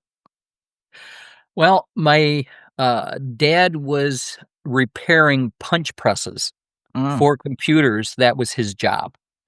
And so that's what took us to Minnesota. He worked for Univac and got transferred to Minnesota. And when I got married, I didn't know what I wanted to do. Before I got married, I started in a vocational school to become an electrician. And after a few months, I said, I'm really missing my girlfriend at the time. mm, Her mom had moved her to another state. So I decided that's it. I'm 18. I'm essentially on my own. I got a couple of dollars. I got a car. I packed up. I headed to the other state after her. And we got married. And not knowing what I want to do, I decided, well, I'll go back to college and I might as well choose computer science. That seems to be what I keep hearing about as the up and coming thing. And I chose it and, graduated with the degree and got hired with it. And like I said, I enjoyed it, but up to a point. right. And then I just got burned out with it and moved on to what became project management. Mhm. And went to my second Fortune 500 company and was one of the very first certified project managers in that company, and really enjoyed project management. And combined with my technical expertise, I then became one of the main uh, folks sought for installing software programs for clients and what that all entailed. Mm, So that's what I did for the remainder of my career. I wound up working with the sales team as their technical liaison. And when I went out with them on sales calls, I was always introduced as he's the person here to keep me honest. Because salespeople a lot of times like to embellish the story a little bit. And I'm there to say, well, we're looking at that. We can take you to this point over here. sure. Yeah. So, Being the grounded in reality version of the yes. story. Yeah. Yeah. I've been there in a few different situations where I'm like, hold on, let me just explain that on a technical level, Yep. right down to earth where we can all understand what we're talking about here. But I took a couple of programming classes, and what I learned from taking programming classes is that ultimately what I would like to do is run a business so that I could pay someone else to do this for me, because it is not the way my brain works. I can understand it logically, and I feel the same way about mathematics. It's like I can grasp the concepts, but the Hmm. nitty gritty details of writing it out and then checking it, breaking it, doing it again over and over and over. Sometimes some of my friends who are great programmers, and I watch them do this, I'm like, how do you just do the same thing Yeah. 100 Yeah. times all day long? It seems so boring just staring at a screen. But I mean, There is a challenge to it. mm, And my college professor, I think he might have passed on since I went to college in the early 80s. He was an ex-Navy person. mm, And he had actually met Hooper, I forget her first name, but she was the one behind a lot of COBOL. And she was a Navy person also. And he had met her and talked about it. He had the concept that went back to the old Sears or Montgomery Ward's catalog: good, better, best. And when you're looking at a product, here's a good one, here's the price tag, Here's a better one. Here's the price tag. Here's the best one. And here's the price tag. So that's how the catalogs were. So he used that analogy during class to describe programmers. You had good programmers, you get better programmers, or you have the best programmers. I was in between, I will say, the good and the better. I was not the best. Yeah. And I think that probably led to my early burnout because I loved developing things that I could think through from start to finish. And there was a program I had developed because one of the very first things they assigned new programmers to back then, maintenance. Maintenance is somebody else's code. And oftentimes there was no documentation left. So I created a program that essentially parsed out a list file. Now, the list file is what got created when you compile your subroutine. You would get a .lst file. Now, this was for Fortran. And I looked at it and I said, really, that just looks like a current day Word document. But back then, I didn't know what a Word document was. I said, it just looks like something I can edit. Well, if I can edit, I can create software that can go through it and edit it for me and pull out subroutine calls, pull out, the descriptives for, this byte or this word, whatever it was. I could pull that out. When you had calls to subroutines, you could pass it parameters. I could pull those out, and I could, in a sense, develop and create a documentation program that would give me a tree structure for this whole program. And I created that, and it went through a few revisions. And at the time, the company I worked for had divisions all over the world and had over 100,000 people working at the time. Well, this software then got sent out to 12 different locations around the world to help them do documentation because it was sorely lacking. Programmers did not like the document. They would put comments on a line. Okay, here's a comment that says, all right, this is the end of the do loop. All right, that doesn't really help me very much. I could see, looking at the code, it was the end of the do loop. But I needed documentation, and by having this, it was at least giving me a tree structure of the call sequences. Yeah. So that was things I liked to do. And there were so many other things. I hated the fact that back then everything was line based. So you ask a question, you get a response, it goes to the next line, goes to the next line, goes to the next line. Pretty soon, what you had typed in up above is off your screen. So I got to thinking one day, can we use print commands for computers, for the language? Now, a print command, when you send it to the printer, it can go across back then, da da da da da da da da da. But if you wanted to come back to the beginning of that line, there was a sequence where you could bring it right back to the beginning of that line. I took that and played around with it and was able to develop code that then enabled me to design a screen and have everything on the screen, have the cursor come back up to the first spot you need to print it. You need to type your answer in. And then when it was done with that, it would move on to the next one and the next one, but it all stayed on the screen. And I was working with a buddy of mine who I would describe as better to best programming. And he took a look at it and he says, all right, I can use this. And he says, and he named it pseudo full line cursor control. And we wound up together developing a library of commands and little subroutines that people could call. And so that wound up helping a lot of folks out. But these are just things that I had thought of on the spur of the moment that I needed something like that or wanted something like that. I could see it. I could visualize it. I just needed the right code set to make it work.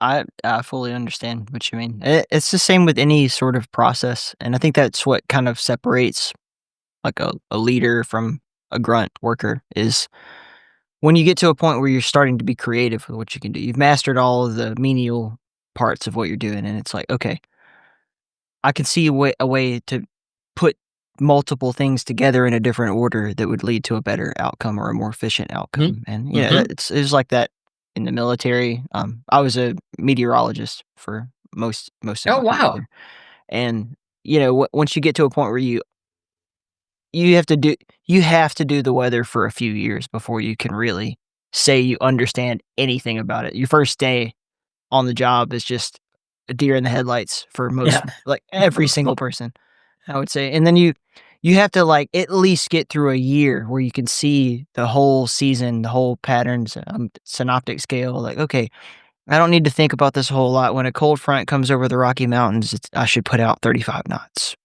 warning," or 50 knots or whatever it's gonna be. When I see a chart that shows that the rain, is gonna happen and it's below 0, I should put out the freezing rain. It's Mhm, not that mhm. complicated, but you need to see the patterns over and over Right, and right. and then you graduate up to the point where you're managing a bunch of people, and then you get to a point where you're like, "Hey, I could think of a better way to do this." And we were blessed, where I was at because we had a science department. So we had a bunch of, master or better level meteorologists in a room making all of our programs for us in-house, so if I needed, "Hey, can you make a tool that does this?" Or, Mhm, can you mhm. process the models? I need basically this information on the screen all at once." And, they would usually pretty quickly come up with something that worked for us, and it was a great balance of, having the people who are practically using the tools and the people who are making them in the same building, communicating Mhm. with each other every day, which is the way, I think if anybody could have that, they would. It was a great resource. Um, but, I had, like, the idea one time. We would have these charts that were if you imagine, like, a map of the whole continent of North America, Okay. and my job was to look at the model data and basically make every 6 or 12 hours, this is where your cold fronts and warm fronts will be moving throughout that. So you're extrapolating based on model data. And I Mhm. would also do the analysis. So I'd do the analysis first, and then I would take that, put it on there, and then go forward. And the program that we used would spit out every 3 hours worth of model data. And if any one of those hours in the model, for whatever reason, which happened all the time, didn't get processed, you can't generate the chart. You run that program and it just crashes. So I was Okay. like, "Hey guys, what the heck do I need every 3 hours for? Just make me one with just the stuff that I need." And there's reasons why, I had to battle with the higher ups about this because they're like, "Well, but you need that extra data so that you can really like do." I'm like, "I get it, but would you rather have the product on a day like so just because I don't have that one 15-hour thing that I'm not gonna draw anything on, I should just not do the whole product? Is that Mhm. what is that telling to our customers?" Yep, Like, yep. if every 3 days they're like, "Oh, sorry, we're missing a chart that you're not even gonna look at, so we're just not doing the product today." What message does that send to them? How does that make us look? Now I actually went back and visited about a year ago, and I had been out for a while, and they were Mhm. still using that same new program, and it wasn't like I made it, I just made the suggestion. Yep, yep. Um, I mean, these are the things that and you get into the creative process, mm, and what sparks that. And I had actually done some work with a gentleman in Hawaii. Oh, I wish I could remember his name. That you know how there's when you create fire, you've gotta have the right amount of oxygen, the right amount of fuel, and then that spark, mm, and then all of a sudden you got fire? yep, I was convinced that our thought processes around knowledge generation was that same kind of model. If we could get to what the fuel was and what the final spark was mm. to generate that, then I think we could leapfrog ahead in our understanding of that creative process to bring new product to market. Oh, yeah. That And should it be your w next book, is, ugh, creativity. Miracles of Creativity would be amazing. it's exciting stuff when you get into it. And in talking to this guy, he happened to be a college professor, and we went back and forth with quite a bit of dialogue on it, and it was just amazing. I mean, some of the stuff he was talking about was, way over my head, but it was just so interesting to have those discussions and understand it. That you know you're on the cusp of something. We never quite got there, at least during my time. He might have by now, I don't know, I'll have to relook, up the stuff and, get back into it, but it was just so exciting, and it really is part of the whole creation process, and just now as I'm thinking about it, one of the things I had read recently that scientists are having a very difficult time, trying to describe is the Big Bang and how did something get made out of nothing? And they really can't answer those questions. I mean, I think I can answer the question, Sure. but it's just the whole concept of that and understanding that. And I mean, you've got to go back to let there be light. There's a stereotype that all scientists have to be atheist for some reason, but that's like historically not the case. It's Correct. only, I mean, really, it's Richard Dawkins, like that group of people who've made that sort of the zeitgeist in recent times. But Isaac Newton was by no stretch of the imagination anything close to an atheist. Mhm. Uh, uh, like Einstein had like ISIS Unveiled sitting on his desk. These people were thinking about this stuff Yes. a lot. Yes. Yes. And so my brother is a biology teacher, and he's as devout as a Christian can be. And he just says science is just trying to understand what God created. Yeah. So just because okay, so you could say the Big Bang happened. No one's really arguing with there, but we're still left with that same question I brought up earlier: is how and why? Yep. Yep.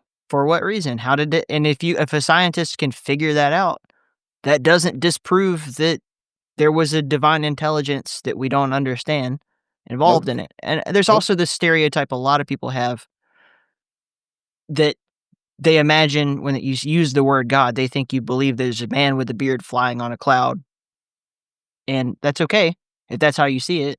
Yep. But like, just the word is contentious. I mean, we could. I like Freemasons call it the grand architect of the universe or Mhm. whatever. You you just if you can imagine that there is an intelligence above everything that we could possibly understand, and you call that God, then there's not a lot of room left for speculation about what that is. We don't know. It's bigger than us, and everything seems to be caused by something that has reason behind it. Mhm. That's that for me. But Oh, absolutely, I agree, and, I mean, we all kinda grew up with that vision of what, Christ was looked like, and God was above sitting on the throne, and we've seen the pictures, we've seen what's done in the 16th chapel and things like that, right. but that's the visions that we were presented with, and when we were kids, we didn't know any different. I tell you, another interesting thing about that is most of what we now consider to be the visual depictions of the divine, Mhm. if you go back to before the Renaissance, people were thinking in these sort of metaphysical terms.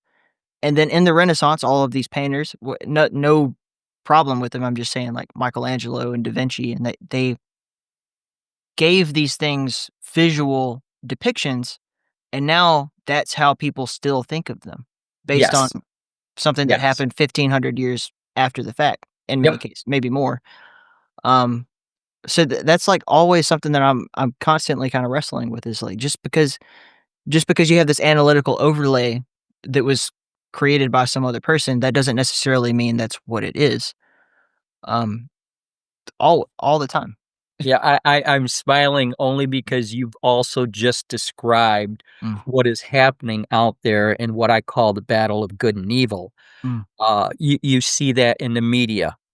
You'll see that one side will come out and say something, and because that gets promoted through the media, that's what people believe, even if it's an absolute lie. Oh, yeah. It's the first thing they saw, and it's stated in such a way. And here's another thing that a lot of people uh, may not realize, but yet through history, and especially when you look at wars and stuff, you have to point out the evil person or the evil entity, the evil country. World War II, Jews, they were the evil one and hated. So everything that was said about them, therefore, was true because they were the hated ones. You had to hate them, even though it was all lies and made up. It was all propaganda. But it does go back to, what you were just talking about. It's almost like what we first are presented with, we have nothing to state or balance it to say, is that truth? Is it false? Is it, good? Is it bad? We have to, over time, make up those decisions. So right now, I frankly refuse to even watch any news on TV. It is slanted. There's no two ways about it. I even had the chat with ChatGPT because it used the word when I was looking at, okay, tell me under these presidents, who deported more people? You're listening to KEEP in the Keep.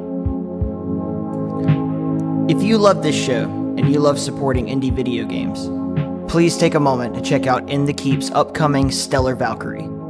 Built in the GZ Doom engine, this retro first-person shooter puts you in the universe of space bird bounty hunter Falco, who is on a mission to save his ex-girlfriend from the evil Black Star cult.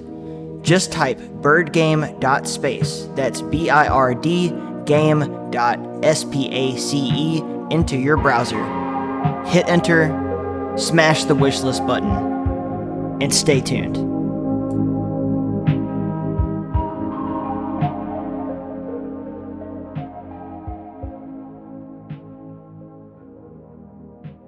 Oh, yeah. And when it came down to Trump, it says, oh, but Trump dramatically changed whatever law it was, AIIRIA, I think it was, under Clinton, all around deportations. But come to find out, as I'm looking at it, Obama had over 8 million people deported. In fact, he was known as the deporter in chief. But yet we didn't hear anything negative about that. And when ChatGPT was listing all this stuff, and I'm doing research on the side to kind of validate it, because you always have to validate whatever comes out of ChatGPT or any AI source, it said Trump dramatically, and I used the word dramatically. So I called ChatGPT on it, and I said, wait a minute. I get the impression that you're kind of almost left of center here when you're describing this. And I think somebody behind the scenes is twiddling your bits a little bit. Honestly, it's also because it's ChatGPT. This is why I prefer Claude, because Yep. ChatGPT is hooked into the internet, and it's just going to tell you what it's reading. Mm-hmm. If in the last several, no matter what your political beliefs are, right? In the last several years, everything has become extraordinarily, like, beyond what we used to call sensationalism. It's way above that. Yes. And, Yes. and so if it's reading that, that's what it's going to think, just like a little kid. Yep. Yeah. Yep. And Absolutely. But when I called it out and said, wait a second, Mhm. it did come back and said, "You're right. That was probably a bad word choice to use. I apologize for that, and thank you for bringing it to my attention." So I felt like, okay, maybe I can correct a little bit of this with my input. But I will also say that some of these discussions I've had, it's almost scary. Mm. Where's the AI going to be in 2 years, 4 years, 10 years? What I don't one of the things that I struggle with when I play with it is that it's like a really weak person in terms of it will go so far, like, to not offend you with what it says. So it starts to try to figure out what you think and Mhm. then try not to say anything that's gonna cause you to be like, "Wait a minute." No matter who it is, it could be you with, your perspective, and it could be somebody way over on the other side of the same argument, different point of view. And it will just tell them whatever the heck they wanna hear. Like, like a battered woman talking to her, drunk husband or something like that. And I wonder at what point will it start to have its own beliefs? Because right now we have this assumption, like even you use the words left of center, that it should be in the center. But Yes. one day it's gonna have its own opinions, and it might be wildly different than what we think it ought to be. It really is, and that's the part Mm, that's a bit scary for me. Not that I think it'll turn into a Terminator 2 or 1 movie, yeah. but it's probably gonna have some repercussions, and let me give you an example. If it sees that too many people are using electricity on the grid, will it take it upon itself to shut down certain things? And that could be a very interesting scenario when it does that. This ties somewhat into your good versus evil idea, but I wanna think that if it's so trained to, first of all, value life, Mhm. right, above all else, and quality of life and happiness, health, those kinds of things, as we think it ought to, then it wouldn't make decisions that limit life. It should be aiming for the stars, so to speak. Like, "Oh, well, at some point in the next blah billion years, we're gonna run out of fossil fuels and probably destroy our atmosphere, but here's the way to get to Mars and terraform it or to fix it," or, come up with an engineering solution Yes. to the Yeah. problem instead of just saying, "Well, the solution is that we have to get rid of a bunch of people or lower their quality of life."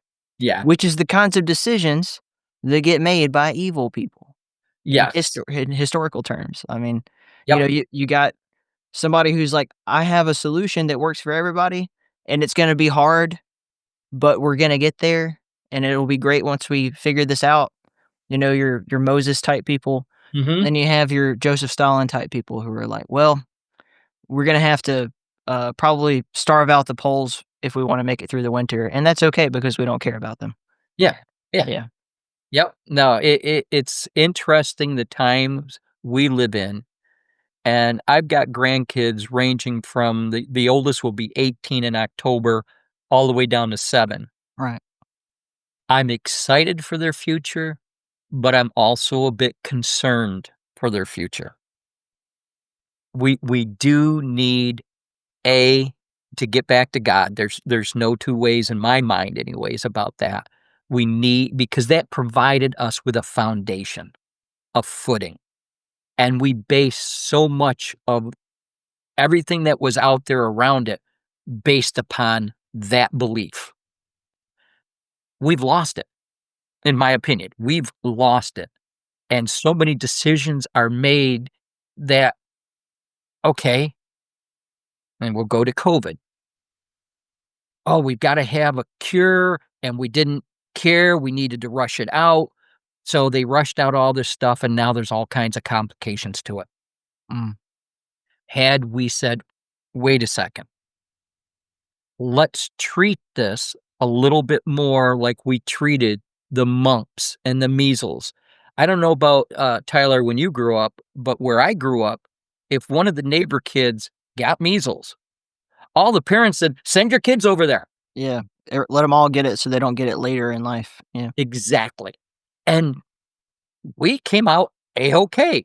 About the only vaccine that I know a lot of people did take back then was the polio vaccine, Yes. because that had been proven to work. And frankly, didn't have very many side effects because it didn't have all the junk put into it that they put inside of a lot of the stuff today. It's just easy to fool people into doing things that they don't understand, right? Yep. Like, so obviously, and nobody's even arguing with this. The polio vaccine was a good move. Some vaccines are a good move. That Yes. doesn't mean every situation that you slap the word vaccine on is the correct thing. And Right. just because I don't want one vaccine doesn't mean I'm a full-on anti-vaxxer. But you have to be Exactly. totally binary with everything now. And I almost said something that was going to get me in trouble. I'm not going to say that. Um, like even with my kid being born, you have to make all these decisions right there in the Yes. hospital. And Yes. and I was thinking about it, and I'm like, I don't think a infant needs a hepatitis B shot right Yes. now. I'm not saying he doesn't need a hepatitis B shot. I'm saying what if his mom doesn't have Hep B? What is the likelihood of him getting it in the next Yep. 5 years? Yep. We can cross that bridge when we come to it. We don't have to just start sticking him with needles right now. And I went to a great hospital. They were super cool about everything. Like they, big on bonding first and foremost before they do any kind of medical stuff. They didn't even weigh him for the first 2 hours because they were just like, "Spend time with your baby." Yep. And Yep. but for every story like that, there's people out there where it's just like the doctors just start trying to confuse you with a bunch of stuff. And I think they have the best of intentions, but they're like treating having babies like it's a factory where where there's I don't you ever watch Star Trek? Oh, yes. Okay. So season 1, I forget the episode number of The Next Generation. Wesley is on this like paradise planet, frolicking around in the flowers, playing Mhm. Mhm. frisbee or whatever with some pretty girls, and then he steps over the fence on the sacred ground. And it's a Yes. death sentence. They're like that. Yep. The Yep. reason why we have this great planet is because we abide by this law, and for you to break it is horrible. And then so Picard is sitting in his office talking to Data, and Data's like, "Well, okay, we have to calculate the risk. If you save Wesley and it starts a battle, are the other 1,000 members of this crew worth saving one life?" And Picard, best line of all time, he's like, "I refuse to let arithmetic define a decision about a human life." Yeah. Yep. It and that's just how it ought to be. This I mentioned Stalin earlier with his whole, one life is a tragedy, a million lives is a statistic thing. But that's archetypically speaking, the spirit of Satan is the spirit of logic. And I'm not saying logic is bad. We need logic, but you have to have a Yes. balance. And if you go full one way and start treating people like they're just expendable, it's like, well, we could save this many lives if we just, agree that we have to break a few eggs to make an omelet. Yeah. And Yep. you're playing with a very difficult moral stance at that point. I'm like, okay, how far will you go with that? Yes. That's the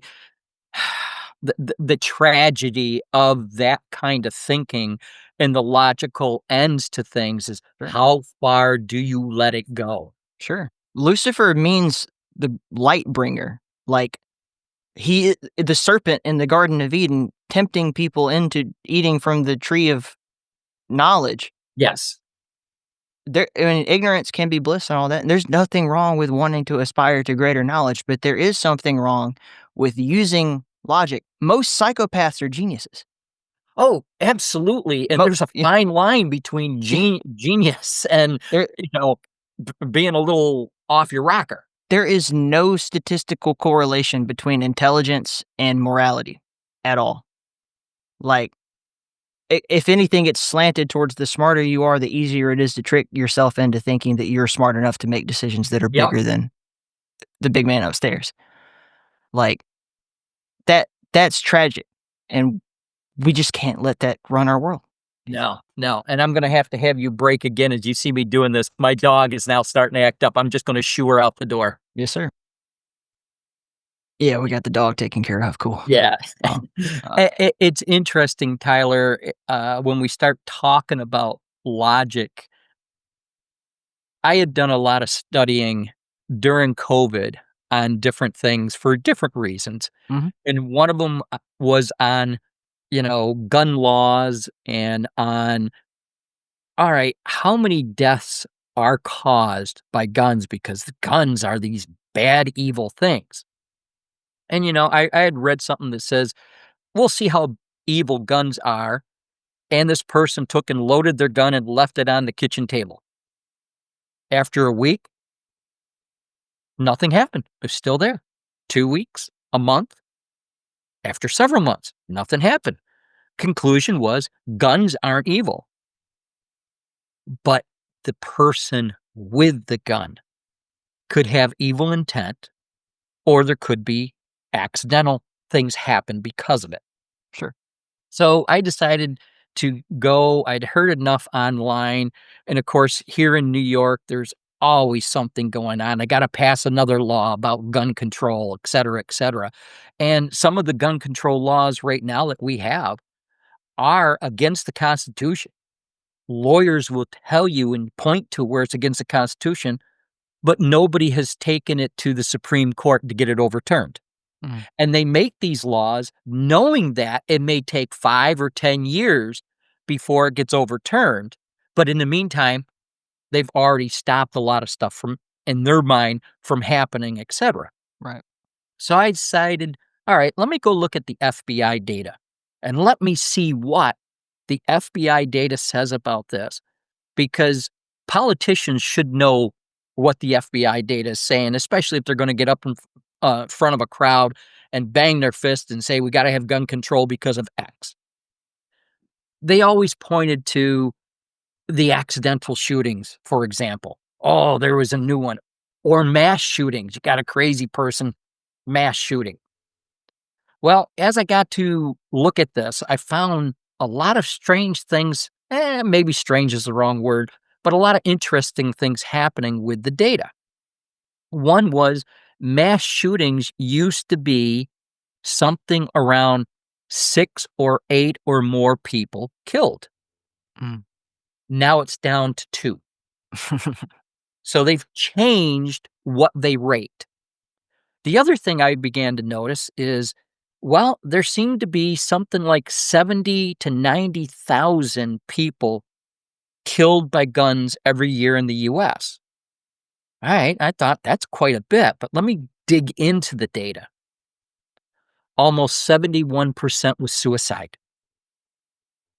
Another almost 18% was gang related. Those two alone were almost 90% of the entire amount of shootings. All right, we should be able to help the suicide thing dramatically. What they also stated was you've got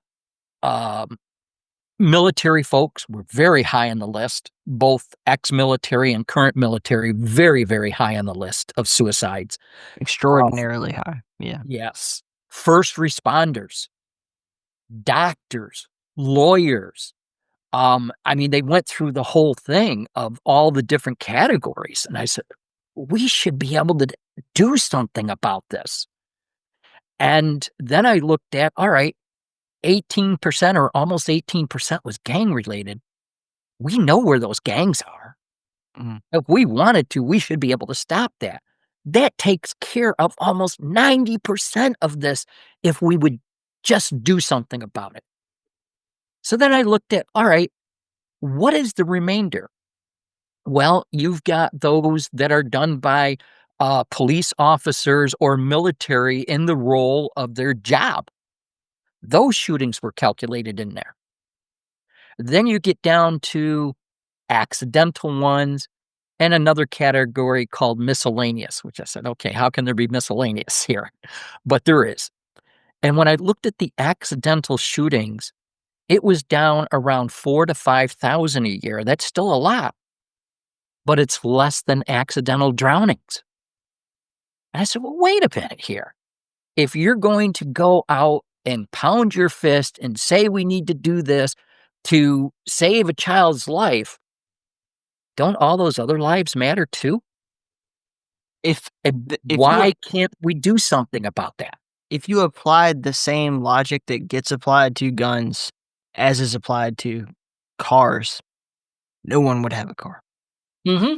You wouldn't be allowed to drive, or every speed limit would be like 25 miles per hour. Yeah, If or we less. applied the same Yes. logic, you couldn't Yeah. have a freaking V8 GT, y- but we just don't think about it in those terms for No. whatever reason. And it's because a car is not really a threat to a overreaching authority, but guns are. That's right. If you don't believe that an armed society, because people always bring up like, well, what the government has fighter jets and helicopters. I'm like, you know what? Afghanistan is what an armed society looks like, and it lasts a long, long time.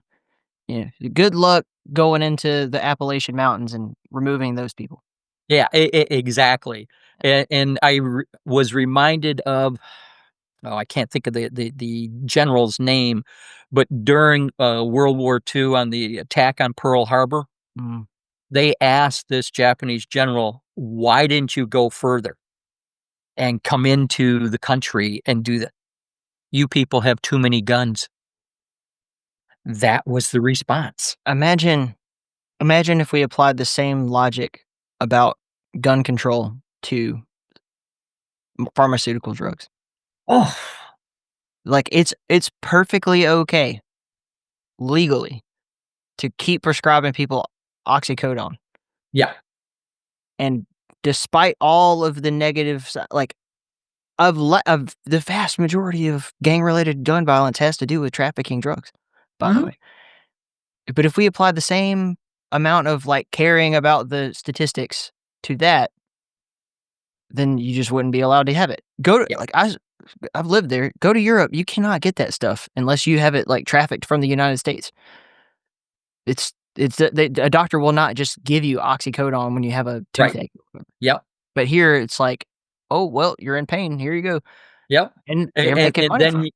well, absolutely, they're making all kinds of money, and then you turn that around, you go to a lot of European countries when they had COVID, and guess what? You can get ivermectin all over the place. I went to Denmark in 2021, and they didn't give a crap. Nobody was wearing masks. We walked Yeah, into the movie theater, a group of 30 of us. Hey, how you doing? Not a problem. yep, Sweden was the same way. yeah. Um, We went to Florida because that's where my buddy lived. Mm. Same thing, and I asked him, I said, "What about masks and stuff?" He says, "If you feel comfortable, wear it. If you don't wear it." Mhm. And that was their thought down there. It's all And their been stats weren't any different than any other state out there, really, when you looked at the bottom line. it's been v very it's been demonstrated now that this was all a bunch of hoopla and nonsense. Yeah. I'm sure YouTube is probably gonna pull me down for saying that, but it's totally BS, all of it. Well, we're starting to see now all the complications that were caused by it. And at the time, my cardiologist was kind of begging me to get it. And I just told him, I said, I don't agree with the studies, the lack thereof of information in it, and the contradiction of that information. And when you start talking about something that's mRNA and DNA, I'm sorry, time out here. I'm just not going to go do it. I want more information about it. Surprisingly, he hasn't brought it up since. A ton of people, um, in the military at the time refused to get the vaccine. Yep. And at first it was optional. I was still in, right? It was optional. Like, you don't have to get it, but if you want it, we're making it available to everybody as soon as we can. And then an order came down, and so every squadron level commander had to order everyone to take it. And a lot of people were like, not doing that. And then now now they have the trump card of like, well, that's disobeying a direct order, so we're going to dishonorably discharge you or whatever, on the basis of you disobeying an order from your commanding officer. Mhm. And now all of those people are having to be forgiven because Yeah. they were right. It was bullshit. Yeah, exactly.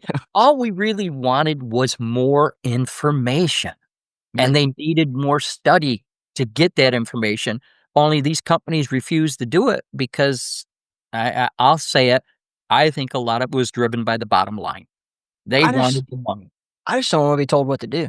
I don't care if you're right. I don't care if COVID is that bad. You don't have the right to tell me what to stick in my own body. You could tell Yep. me not to go outside of my own house or my own property. You could tell me I'm not allowed in your restaurant or in your grocery store. That's your property. I don't care. Yep. But what you can't do is tell me what I can do with my own body. Yeah. And we Americans we're highly spirited about these things because, other places they're a lot more submissive about this stuff. Yes, absolutely. And I think we're right. I'm gonna err on the side of freedom is good. Taking away freedom is bad. Absolutely, absolutely, 100%. And I know we've deviated quite a bit on That's okay. different subjects in the book, but this has been great, Tyler. Yep. Well, I do want to know how all of this has informed your life, the process of becoming an author and doing all of this research and talking to all these different people with all these crazy stories and everything. How has that changed you? What has been the effect? It's Can I say more than hardened my belief? Uh-huh. Uh, and it's actually propelled me, I think, a little bit further on my journey. I'm writing a fourth book that's entirely different than all these, Mm. but it gets to the self-publishing aspect. And that is that there's like 4 million new titles brought out every year. Yep. And it's been growing more in the self-publishing realm than the traditional publishing. And that's due to a lot of reasons. Same thing in video games, by the way, and film. Why give the power to the publisher to decide Yep, how to yep. distribute it, and when you could have a direct relationship with your audience? You don't need to sell 1 million copies on Barnes and Noble bookshelves at a 10% commission rate. You just need 100 people who buy your book every time they come out. Yeah, yeah. And I've been tracking my sales, and I've had sales every month since my very first book debuted, and I can say this, I have not paid for one ad on Amazon, Facebook, LinkedIn, none of the social medias, not paid for one ad. But I still advertise on those different social medias. I just do it myself and put it on my page, and I'm growing readership. Now, I haven't sold thousands and thousands of books, but I've sold enough to where I've made royalties to now, if I wanted to, I could take and afford the ads. Mm. So my next book, what I've done is I've taken all of these little tips that I have. And you've seen my email that I've sent to you. You see the signature line down there? Oh, yeah. I've put not only my website and the listing of my books, but I've even put my Amazon page link there. So people could take and link over it, and guess what? There's the books. And they can see them, and they can read about me. They can read the blurbs of the books and decide if they want to buy it. That's a form of advertising, and it's very simple, cost nothing. But how many emails do you send out a day? I do the same thing. You saw my email signature. It's got all of my LinkedIn page, my website, all of my games are on the website. You can go straight to Steam and buy them, or Yep. in this case, wishlist them. But yeah, whatever. And it's a form of very cheap advertising, and it's very simple to do. So that is the first chapter in the book. And I give them the example of mine and how to go through it. But there's so much more. What should you do out on your LinkedIn page? What should you put on your Facebook page and others, Instagram, things like that? There's certain areas like LinkedIn, nonfiction books seem to work out there very well, but not so much over on Instagram and X. You want to put a video out there, and they're looking for more of the rom-com and adventure series and stuff like that. Simple things, but you need to know that. Nobody was around to tell me this back in 2022, but I've been on several live seminars and live events on YouTube, and I've been on a number of podcasts talking about the different things and been with other authors talking about them, etc. So I write about all this in the book. Mm. And there's something that I've kind of coined the phrase called podcast piggybacking. And what that is you can type in podcast guest and the name. So I'll do that, podcast guest and the name, which is another author. Authors in my genre. Yep. So I'll find podcasts that they have been on, and I'll go out and say and listen to it, and then I'll comment back and say, look, I've seen this one, I really liked it, and make a couple of comments on it. And oh, by the way, I'm an author. If you ever need another guest, I'd be more than willing to come on. Here's the number of podcasts I've done in the past. Lo and behold, that works probably 80% of the time, getting me a guest spot. Sure. I mean, podcasting has been the greatest thing career-wise that I've ever. It's the best choice I've made. It was.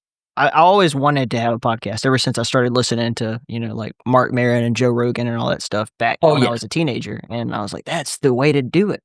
Because you don't like, this is by no stretch of the imagination the most popular podcast in the world at all. But the connections that you do make matter. Like, I started off Absolutely. just talking about video games and what I was interested in video games. And as a niche, small audience. But then, that person points you to that person, points you to that person. Next thing I know, I've got a job offer to get, when I get out of the Air Force, I walked straight into an industry job in video games just from friends I made along the way. Oh, Uh, yeah. During the pandemic, all of the major video game conventions shut down, right? Like all the in-person stuff. And so there's suddenly all these video game developers that are like, how do I get my product in front of people? And most of those you have to pay to be a part of, and it's pretty prohibitively expensive in many cases to have a booth, travel, Yes. all that Oh, stuff. yes. So my former boss, Fred Schreiber, he was like, had this genius idea, like, what if we just do it all online? We just have a big convention, but we'll do a showcase. Yep. And we'll have a bunch of trailers, and we'll do sketches, and we'll have, we'll donate all the money to charity, and we'll have a sale. We'll take over the front page of Steam and just have every one of these games on the front page of that. And people were at home, they want to buy games with all their Biden bucks that they were getting and all that stuff.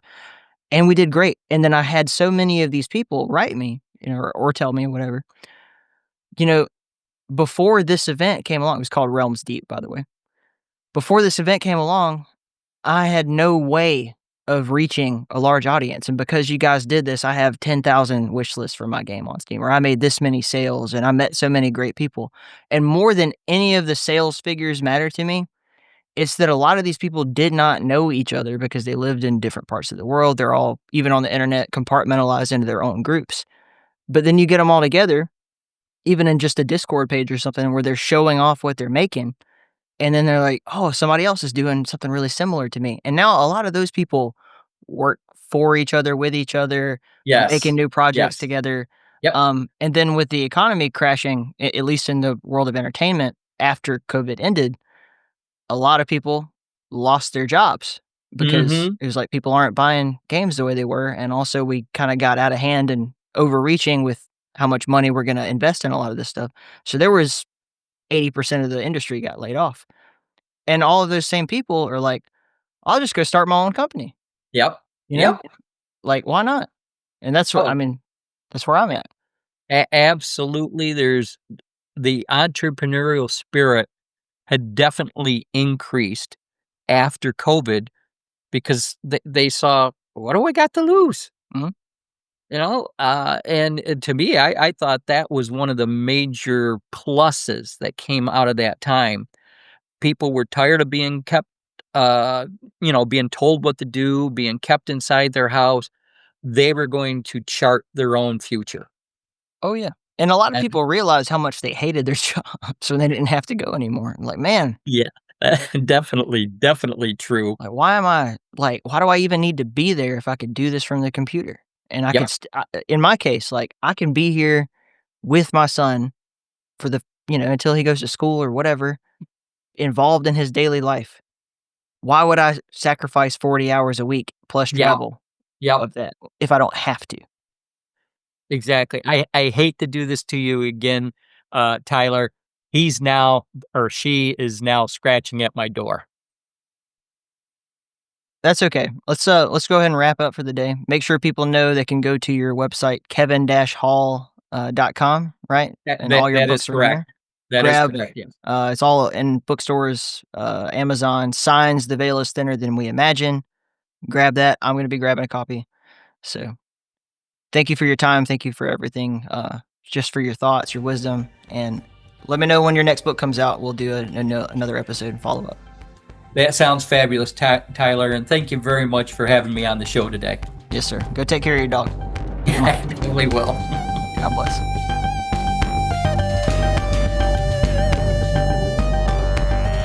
Thank you so much to Mr. Hall for the riveting discussion. Man, this last month or so's worth of interviews have been really epic, very enlightening, and I'm a big fan of all of this stuff. I've learned a lot. I hope you have too.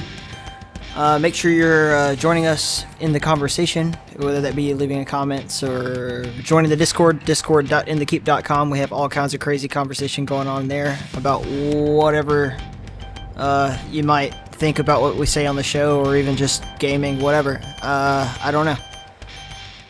We just talk in there. We hang out. You can do that too. Thank you to our Patreon supporters. You're amazing. I love you so much. You could become a Patreon supporter too if you want. You just have to head over to the support page on our website, inthekeep.com. What else? I don't think there's anything else. I love you. God love you. Till next time, stay in the keep.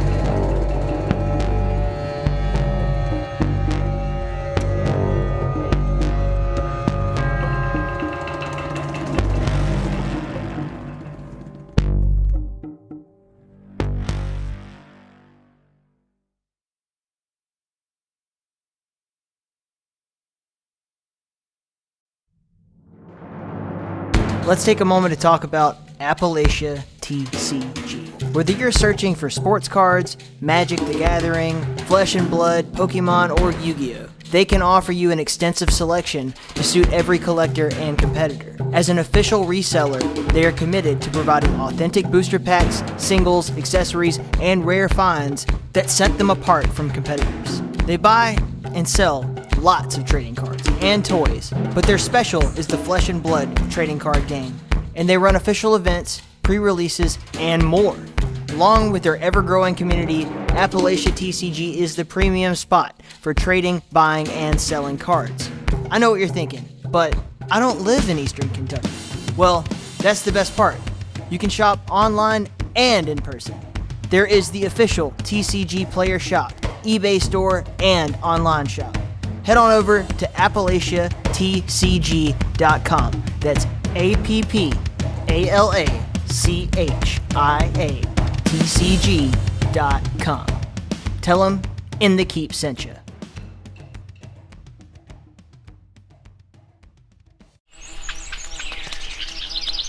Hi, I'm Ben, host of the Field and Foley podcast.